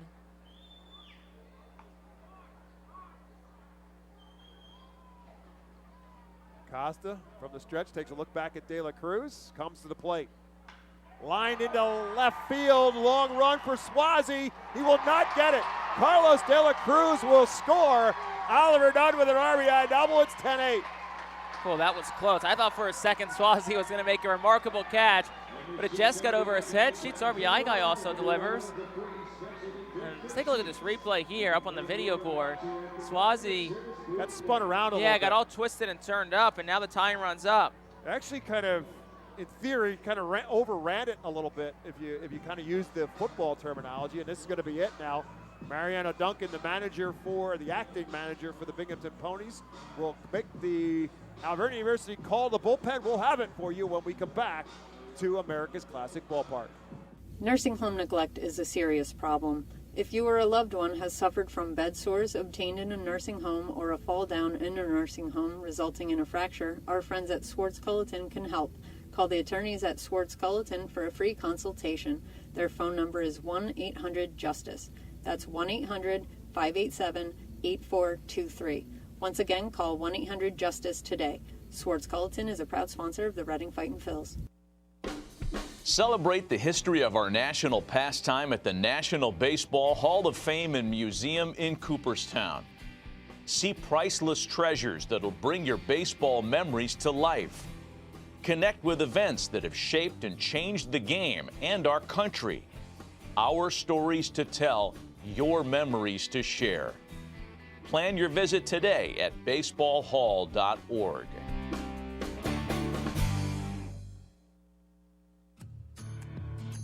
The Reading Fightin' Fightin Phil's birthday package is the best way to celebrate a birthday. Whether you're a youngster or an adult, there's no better birthday than a Fightin Phil's birthday. The Fightin Fan birthday package is customizable for fans of any age and starts at just $130. Base packages include 10 general admission tickets to a Fightin's home game, an autographed baseball, and a VIP reserved parking spot. Fans can also add a wide variety of experiences and options to make sure your favorite Fightin's fan's birthday is a grand slam. So as we said going to break, it was the Auburn University Golden Wolves call the bullpen, and that call the bullpen will bring in right-handed pitcher Nolan Clenny now for the Ponies, as the Fightins have done exactly what we talked about. They not only have chipped away, they've chunked away at this one as they put 4 across so far here in the 7th. Changing a 10-4 game to a 10-8 game, and now they'll bring the tying run to the plate in the presence of Matthew Kroon, 8th man to bat for the Fightins here in this 7th inning. They literally defined their own name. They're the Fightin Phils. That's exactly right. So Kroon, 1 for 3 on the night. Now we're getting a timeout beforehand as a ball got away down into Phil's bullpen. Andrew Baker now begins to throw in the Phil's bullpen, and a pitch got away from Cody Roberts, who has to be the guy catching him because the other 2 guys are in the lineup, and Max McDowell and Herbert Iser, how a process of elimination. First pitch to Matthew Kroon is outside for a ball. So Nolan Clenny now the new pitcher for the Ponies. With a man on second base, 2 down, bottom of the 7th inning. 1-0 pitch coming to Kroon. Checks his swing, doesn't go around, it's 2-0. Yeah, and during the pitching change, Brad Bergeson, pitching coach, and Al Federique had a quick conversation. It was probably along the lines of, hey, I'm going to get Baker up because this has quickly turned into a high-leverage situation, and Baker's looked really good lately. 12th appearance for Clenny. 2-0 pitch is lifted into center field. McElwain broke in. Now he's got to break back, but he's got room. He'll make the catch, and that'll do it for the Phils in the 7th. But a highly productive inning for Reading as they put 4 runs across. They do it on 4 hits, and they've chipped away at this lead as we head to the top of the 8th. It's now Binghamton 10, Reading 8. Nursing home neglect is a serious problem. If you or a loved one has suffered from bed sores obtained in a nursing home or a fall down in a nursing home resulting in a fracture, our friends at Swartz Culleton can help. Call the attorneys at Swartz Culleton for a free consultation. Their phone number is 1-800-JUSTICE. That's 1-800-587-8423. Once again, call 1-800-JUSTICE today. Swartz Culleton is a proud sponsor of the Reading Fightin Phils. Celebrate the history of our national pastime at the National Baseball Hall of Fame and Museum in Cooperstown. See priceless treasures that'll bring your baseball memories to life. Connect with events that have shaped and changed the game and our country. Our stories to tell, your memories to share. Plan your visit today at baseballhall.org.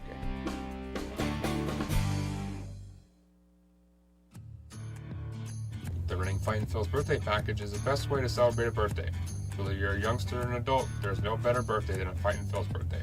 The Fightin Fan birthday package is customizable for fans of any age and starts at just $130. Base packages include 10 general admission tickets to a Fightin's home game, an autographed baseball, and a VIP reserved parking spot. Fans can also add a wide variety of experiences and options to make sure your favorite Fightin's fan's birthday is a grand slam. The Auburn University Golden Wolves call the bullpen for the Fightins will indeed bring in Andrew Baker. As we said, he get up during the tail end of that 7th inning for the Fightins. As we head to the 8th in a 10-8 game, Andrew Baker now will face the 3, 4, and 5-hole hitters for the Ponies. That's Luke Ritter, Brandon McElwain, and Augustin Ruiz. First pitch to Ritter is a strike. The second is a bit outside. It's 1-1. Ritter on base 3 times tonight. Walk, solo home run, and a 2-run double. Struck out his last at bat.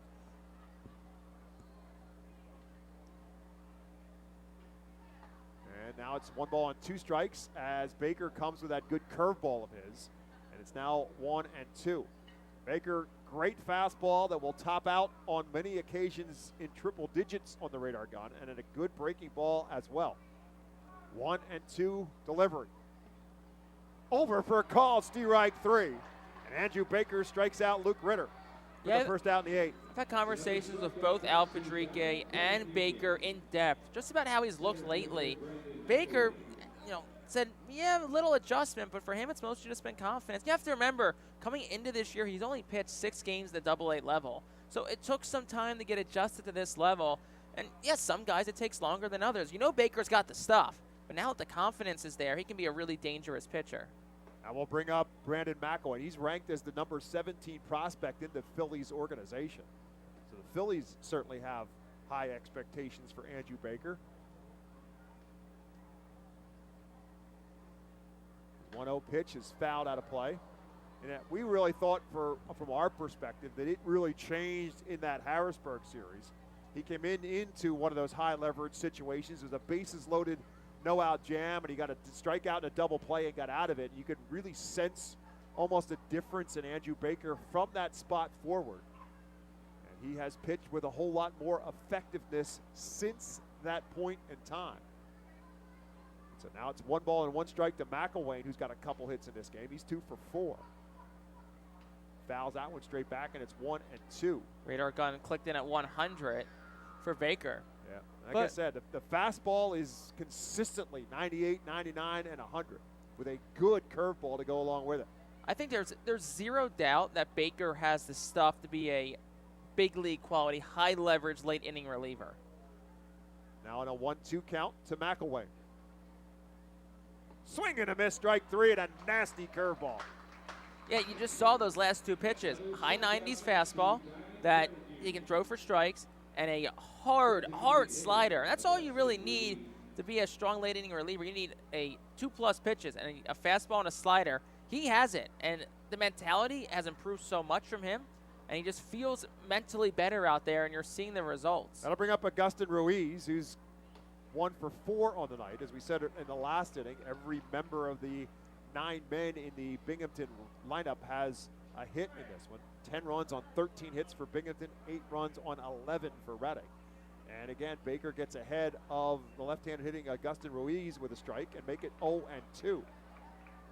Again, if body language means anything, you can sense that just by watching Andrew Baker. Saw him before the game today, and most times you see Andrew Baker, he doesn't really make eye contact. Today it was, hey, how you doing? I mean, it's just that much of a difference in terms of his overall composure. 0-2 pitch. Tries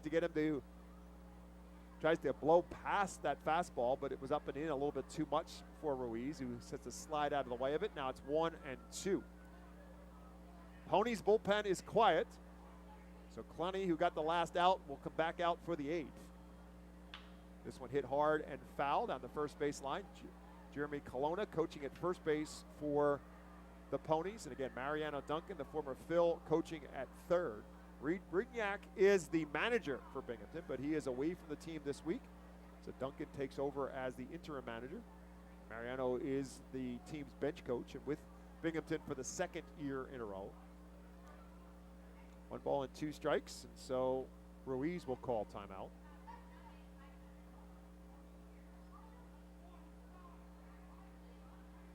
Reading's pitchers have struck out 13 so far. Make it 14 as Andrew Baker strikes out the side. 1, 2, 3 go the Ponies in the 8th.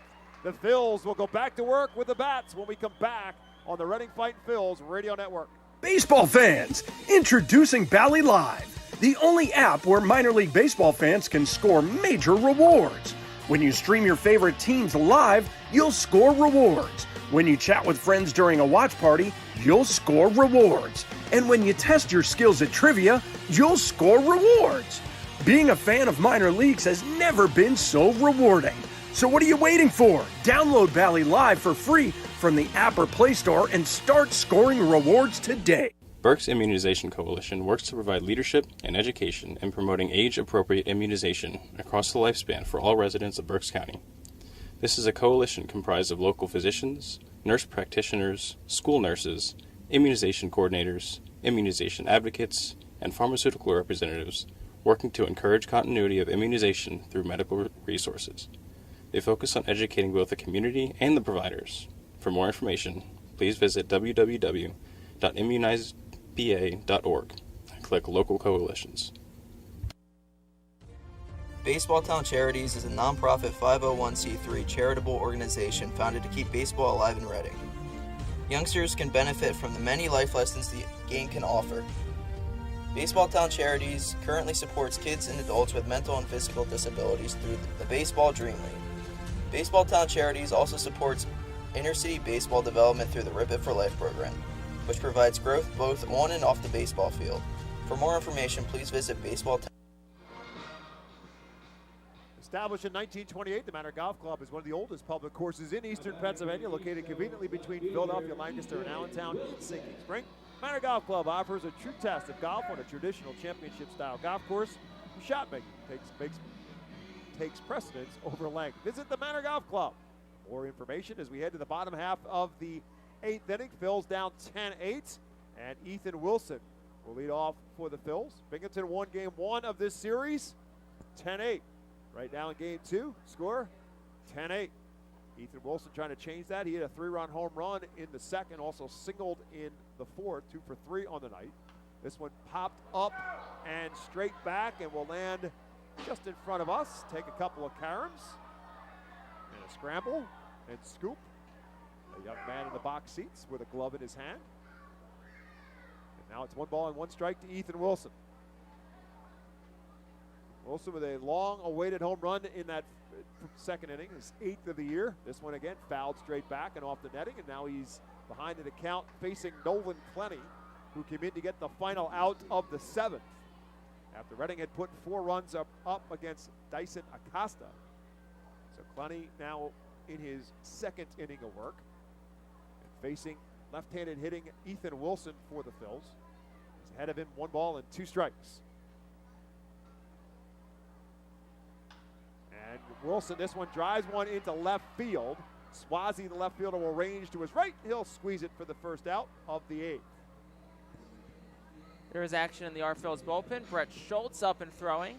So we'll see if Baker was one and done no matter what, if it's more of a situational type thing, or if Schultz will get the 9th no matter what. Nolan Clenny, 26 years of age, right-handed pitcher, 6'2", 200 pounds, originally from Northville, Michigan. Now faces Nick Podkul.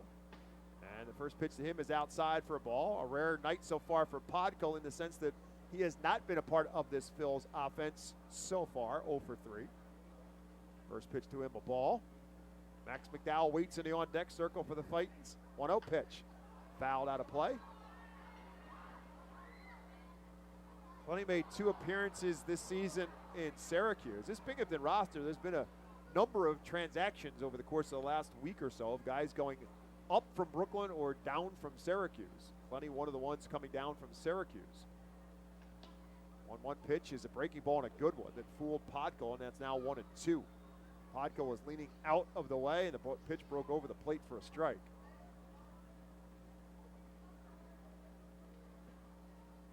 One ball, 2 strike pitch.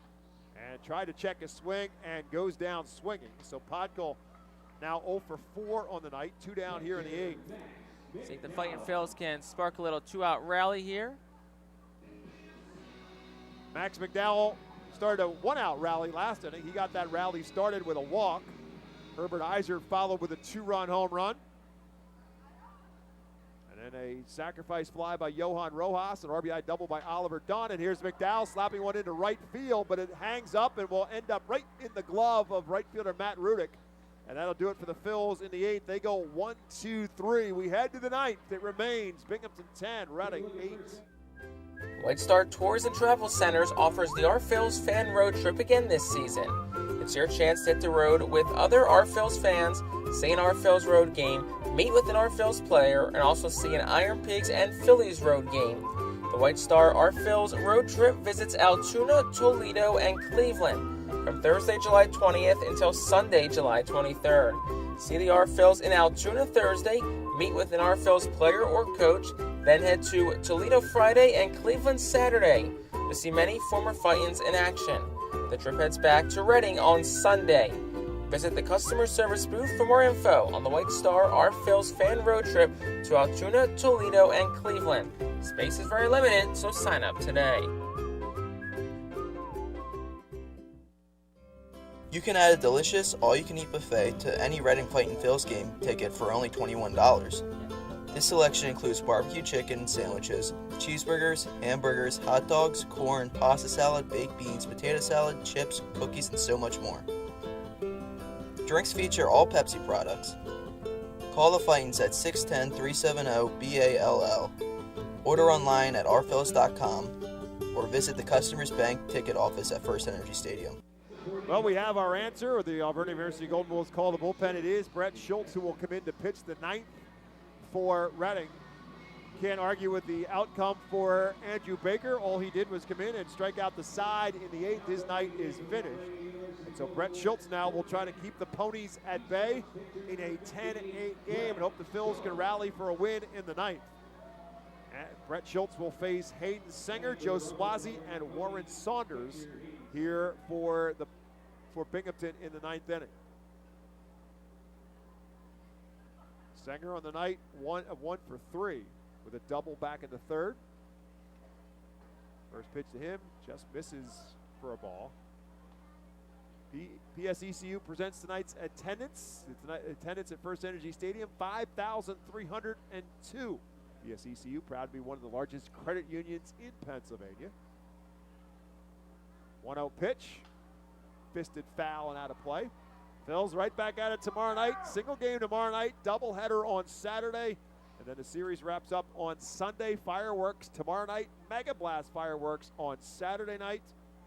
And on Sunday, all fans get to run the bases. Tickets available, 610-370-BALL, or order online at rphils.com. 1-1 pitch. Just a bit low, and it's 2-1. As we've said in so many of these games, and tonight's another prime example. Sometimes you don't have to wait till after the game for the fireworks. 10 runs on 13 hits for Binghamton, 8 runs on 11 hits for the Phils. 2-1 pitch, fouled off the, I believe that was off the bat, or was that off the mitt of McDowell? Went like that, so it looked like a foul ball. That's what I thought. 2 balls and 2 strikes. Sanger tried to check his swing, and it looked like it hit the bat, and it did. So it's 2-2 now to Hayden Sanger leading off the ninth. That does miss outside. Now it's 3-2.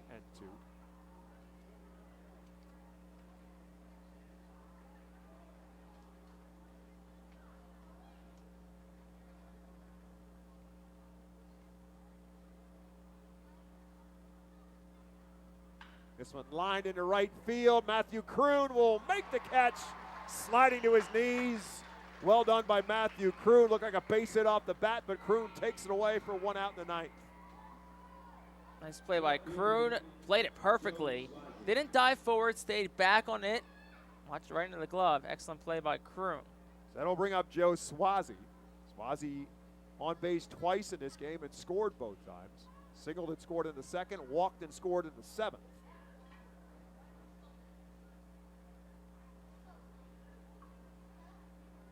First pitch into the gap in center field, but Johan Rojas will close that gap quickly. He'll take care of business in the center field gap for out number 2 here in the ninth. Johan Rojas, you're not getting many balls by him. Rojas, 14 defensive runs saved in center this year. Leads all minor league baseball. Next closest is 7 among center fielders. The MLB leaders, just 10.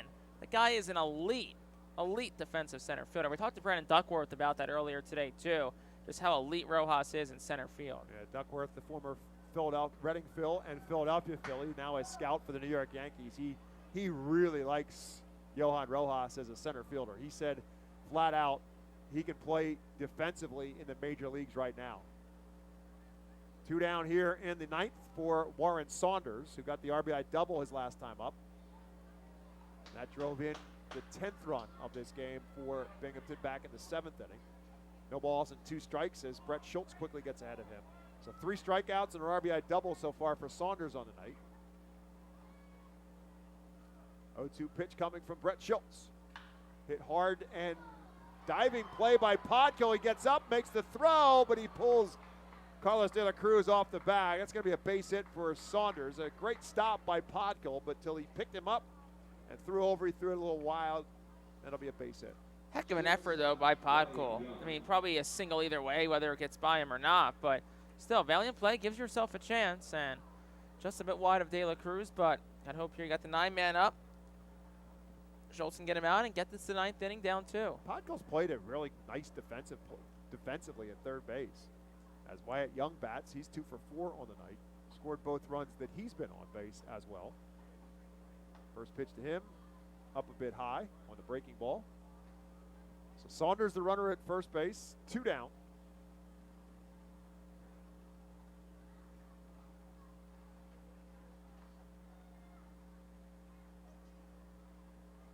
Not a very big lead for Saunders off of first. That's way outside. Now it's 2-0. Dangerous Matt Rudick in the top of the order, due up behind Young for the Ponies here in the 9th.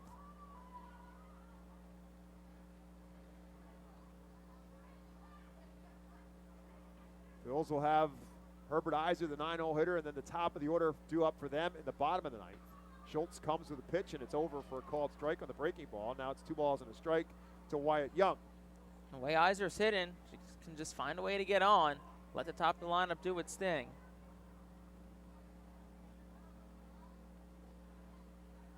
Brett Schultz from the stretch. 2-1 pitch. There for a called strike 2. Young taking all the way. It's 2-2. Talking about Johan Rojas laying one down the third base line. Nick Podkol, the third baseman, way over to his left against left-hand hitting Young. If he dropped a bunt, he could run for a while. 2-2 pitch, swing and a miss, strike 3. And Brett Schultz retires the Ponies. No runs, 1 hit, 1 man left. To the bottom of the 9th, it's winning time for the Phils. They need 2 to tie and 3 to walk it off. Unlike any other area in FirstEnergy Stadium, the Savage 61 Dugout Suite puts you in the closest seat to the action on the field. Located just a few feet from the diamond on the first base side with covered seating, abilities of motion accessible seating, and the most unique view around. Your group will thank you over and over again for this one-of-a-kind experience. Tickets for the Dugout Suite start at $27 and include options to add food and drink packages. The ProMax Fence Systems Foul Porch is an exclusive group experience. Located in our left field corner, groups of 20 to 30 people are treated to 2.5 hours of all-you-can-eat buffet and drinks. In a festive atmosphere with a bird's-eye view of the visiting bullpen, regular season tickets are $34 for groups of 20 or more. Call us today at 610-370-BALL to reserve a spot for your group. The Penn State Health St. Joseph's 67 Club is the original hospitality area at FirstEnergy Stadium. Conveniently located along the third base side, the 67 Club gives you a front row seat to all the action at the hot corner. The area is safely protected from line drives with a large see-through net.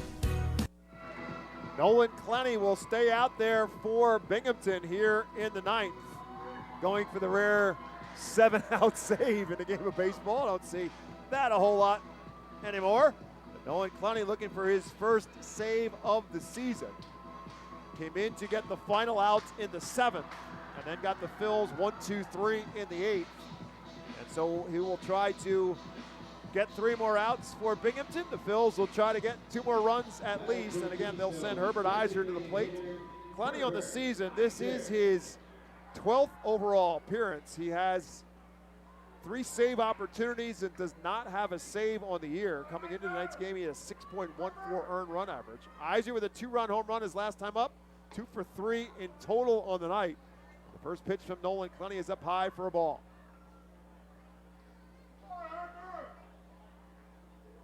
It'll be Herbert Iser, followed by Madison Stokes and Carlos De La Cruz for the Phils here in the 9th. 1-0 pitch is down and in, ball 2. So that's the job now of these first 2 guys in the lineup. Get themselves on base somehow or another.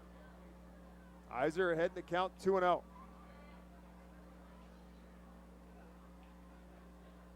Lifted into center field. McElwain will break back, still going back, and will make the catch at the warning track in the deepest part of the ballpark. Iser hit it well, but he hit it into the point out in center field, where the ballpark comes to a meet between the right field wall and the left field wall in center field, right in front of the Redners Event Center. for a long out number 1 here in the 9th inning. So that will bring up the top of the order in Madison Stokes. Stokes 1 for 4 on the night. Got a base hit in that 4-run inning and came around to score for the Phils in the 7th. First pitch from Clenny over for a called strike 1.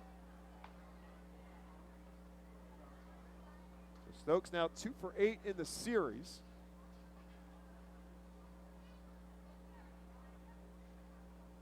Big swing comes up empty at the high pitch. It's now no balls and 2 strikes to Madison Stokes.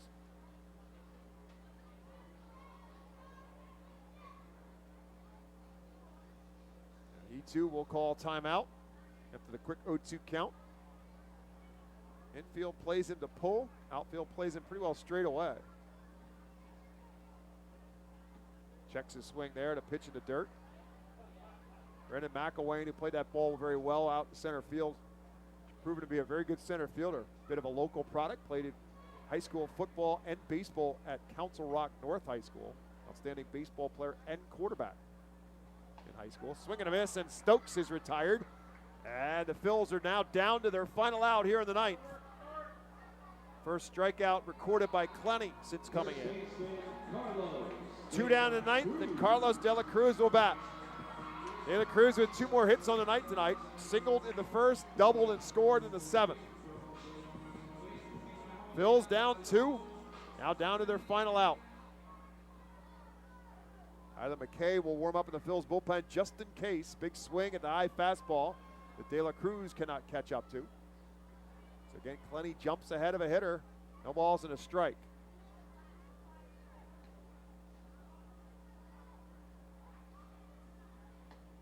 Checks his swing here, and it's a bit high inside. It's now 1-1 to De La Cruz.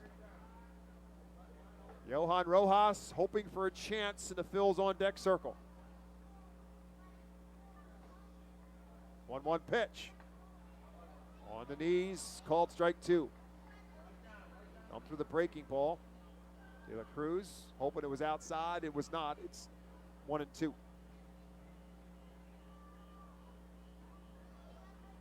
Line into center field. It's a base hit. Phils are still alive, and here comes Johan Rojas. 3rd hit of the night for Carlos De La Cruz, and the tying run will come to the plate in the bottom of the 9th inning.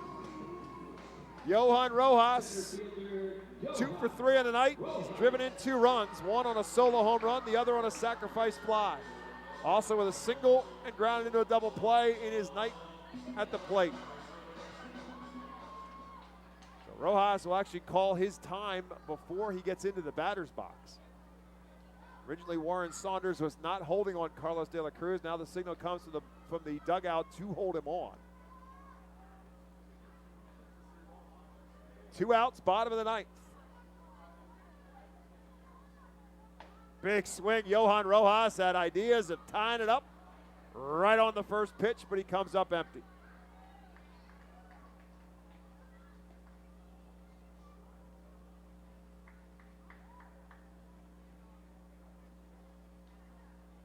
This one ripped and right to the third baseman, Luke Ritter. Brings him to his knees, but he made the catch for the 3rd and final out. Rojas hit it a bullet, but right at Luke Ritter, who had to go down to his backside and make the catch. But that will do it for the Phils on a loud final out of the night. Binghamton gets the early lead, and they hold on as they win it and take the 2nd game of this series by the exact same final score as game 1 of this series. Binghamton 10, Reading 8 for the Phils in the 9th. No runs, a hit, no errors, and 1 man left. Final score one more time. It is Binghamton 10, Reading 8. We'll take a timeout on the Reading Fightin' Phils radio network and back with our post-game show right after this.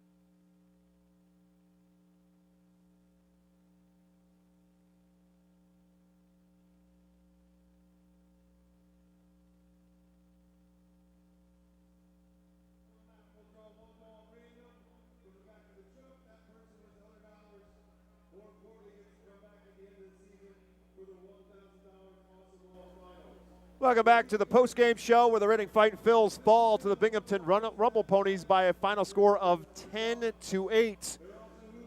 Jersey Mike Subs, always a sub above, providing their customers with delicious sustenance and substance, including both warm and cold subs. Jersey Mike prides itself on fresh bread, fresh sliced meats, and fresh grilled sandwiches. 2 convenient Berks County locations, including the 5th Street Highway in Reading, Broadcasting Square in Wyomissing. Jersey Mike Subs is your home for flavorful subs with quality local ingredients. Order today at jerseymikes.com. Jersey Mike Subs is a proud 2023 Fightin' Phils team feed partner. Binghamton started fast. They got a base hit right out of the gate from the leadoff hitter Matt Rudick, facing veteran pitcher for the Phils Tyler Phillips, and then a walk to Luke Ritter, a double by Brandon McElwain scored Rudick, and a 1-0 lead for Binghamton in the first. The Ponies then added to it in the second as Rowdy Jordan hit his second home run of the series. This one a 3-run home run. And then Luke Ritter followed with a solo home run, back-to-back home runs for the Ponies, and they jumped out on top 4-0. But the Phils, as they did tonight and as they have done throughout this season, battle back with the bats, no doubt about that, as they got a 3-run home run from Ethan Wilson in the second. And so suddenly it was a 5-3 game. And Reading got one more back in the third on a solo home run, this time by Johan Rojas, to make it a 5-4 game. But unfortunately for the Phils, Tyler Phillips got into some more trouble in the fourth. And it started with a base hit from Wyatt Young, the 9-hole hitter. Then a walk to Matt Rudick and a 2-run double. Again, this time it was Luke Ritter doing more damage. And with that 2 spot, they added on one more run in the inning on a base hit and an RBI from Augustin Ruiz.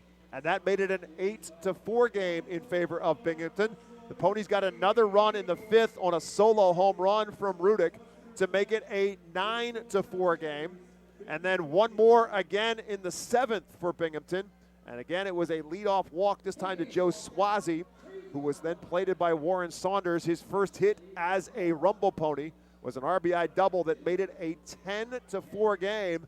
But the Phils bats again got things going in the seventh inning, and they got it started with a walk to Max McDowell, their 8-hole hitter, with 1 out, and then Herbert Iser stepped to the plate with a 2-run home run. That made it a 10-6 game.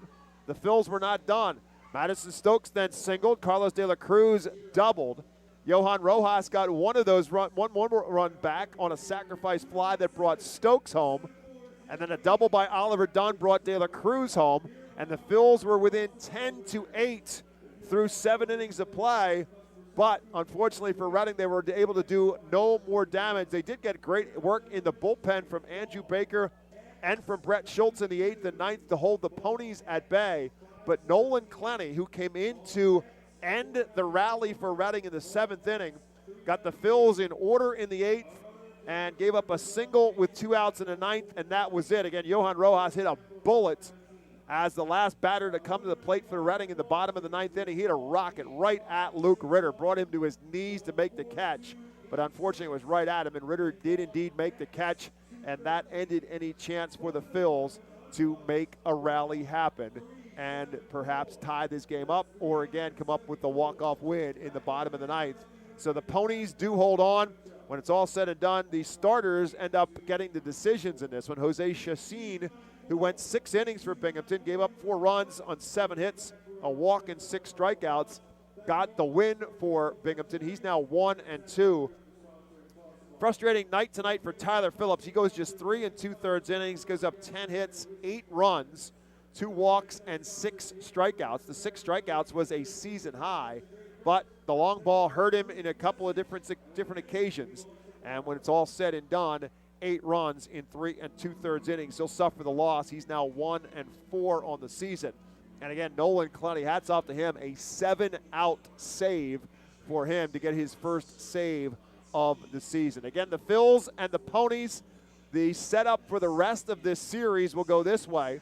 Tomorrow night, Friday night, the Phils on a Savage 61 Fiesta Friday. It will be as the Los Luchadores And they will take on the Binghamton Rumble Ponies for a 7 o'clock start time. Mick Abel against Luis Moreno on the mound for Binghamton. Should be a good pitching matchup in terms of pitching prospects for both the Mets and the Phils. And then on Saturday, remember now it is a doubleheader after the postponement of last night's game. Saturday is now a doubleheader scheduled at 5:15. And, of course, the second game will take place a half hour after the first game is over with. 7 innings of doubleheader baseball for the 2 games here on Saturday. And then the final game of the series will be Sunday at 5:15. So Thursday, both Friday night and Saturday are fireworks, with Saturday being Mega Blast fireworks, the largest fireworks show in stadium history. And then Sunday, all fans run the bases. Tickets remain for all our Phils games. You can call 610-370-BALL to order your tickets over the phone or order online at ourphils.com. 2 hours and 48 minutes, the final time for this game, played in front of 5,302 here at America's Classic Ballpark. You hear the fireworks beginning here at FirstEnergy Stadium. It's a good time for us to sign out. For Binghamton, 10 runs on 14 hits, no errors. They left 8 on base. Reading, 8 runs on 12 hits, no errors. They left 4 on base. Binghamton now goes to 25 and 27. Reading falls to 20 and 32. We'll do it again tomorrow night. Again, 7 o'clock is the first pitch time here at FirstEnergy Stadium. The Plaza will open up at 6 o'clock. We'll be on the Plaza with our pregame show at 6 o'clock with the manager, Al Padrica. He will join us for that. Thanks to former Reading Phil and former Philadelphia Phil, and now New York Yankee scout Brandon Duckworth for taking some time to join us on the pregame show tonight. It was a great conversation, and hopefully we'll have that one up for you on social media at some point in time next week, and you get a chance to hear it. Brandon Duckworth was outstanding and very informative in what he had to say in our pregame show. So we'll have it for you again tomorrow night, 6 o'clock is our pregame show time. And you can hear it at 6:45 right here on the Reading Fightin Phils radio network. For my colleague in the booth, Jake Starr, my name is Bob McCool. As always, thanks for listening to Reading Fightin Phils baseball. Hope you'll do the same tomorrow night. Better yet, we'd love to see you here at the ballpark. Thanks for listening, everyone. Have yourselves a great night. Binghamton with the win tonight over the Phils by a final score of 10-8.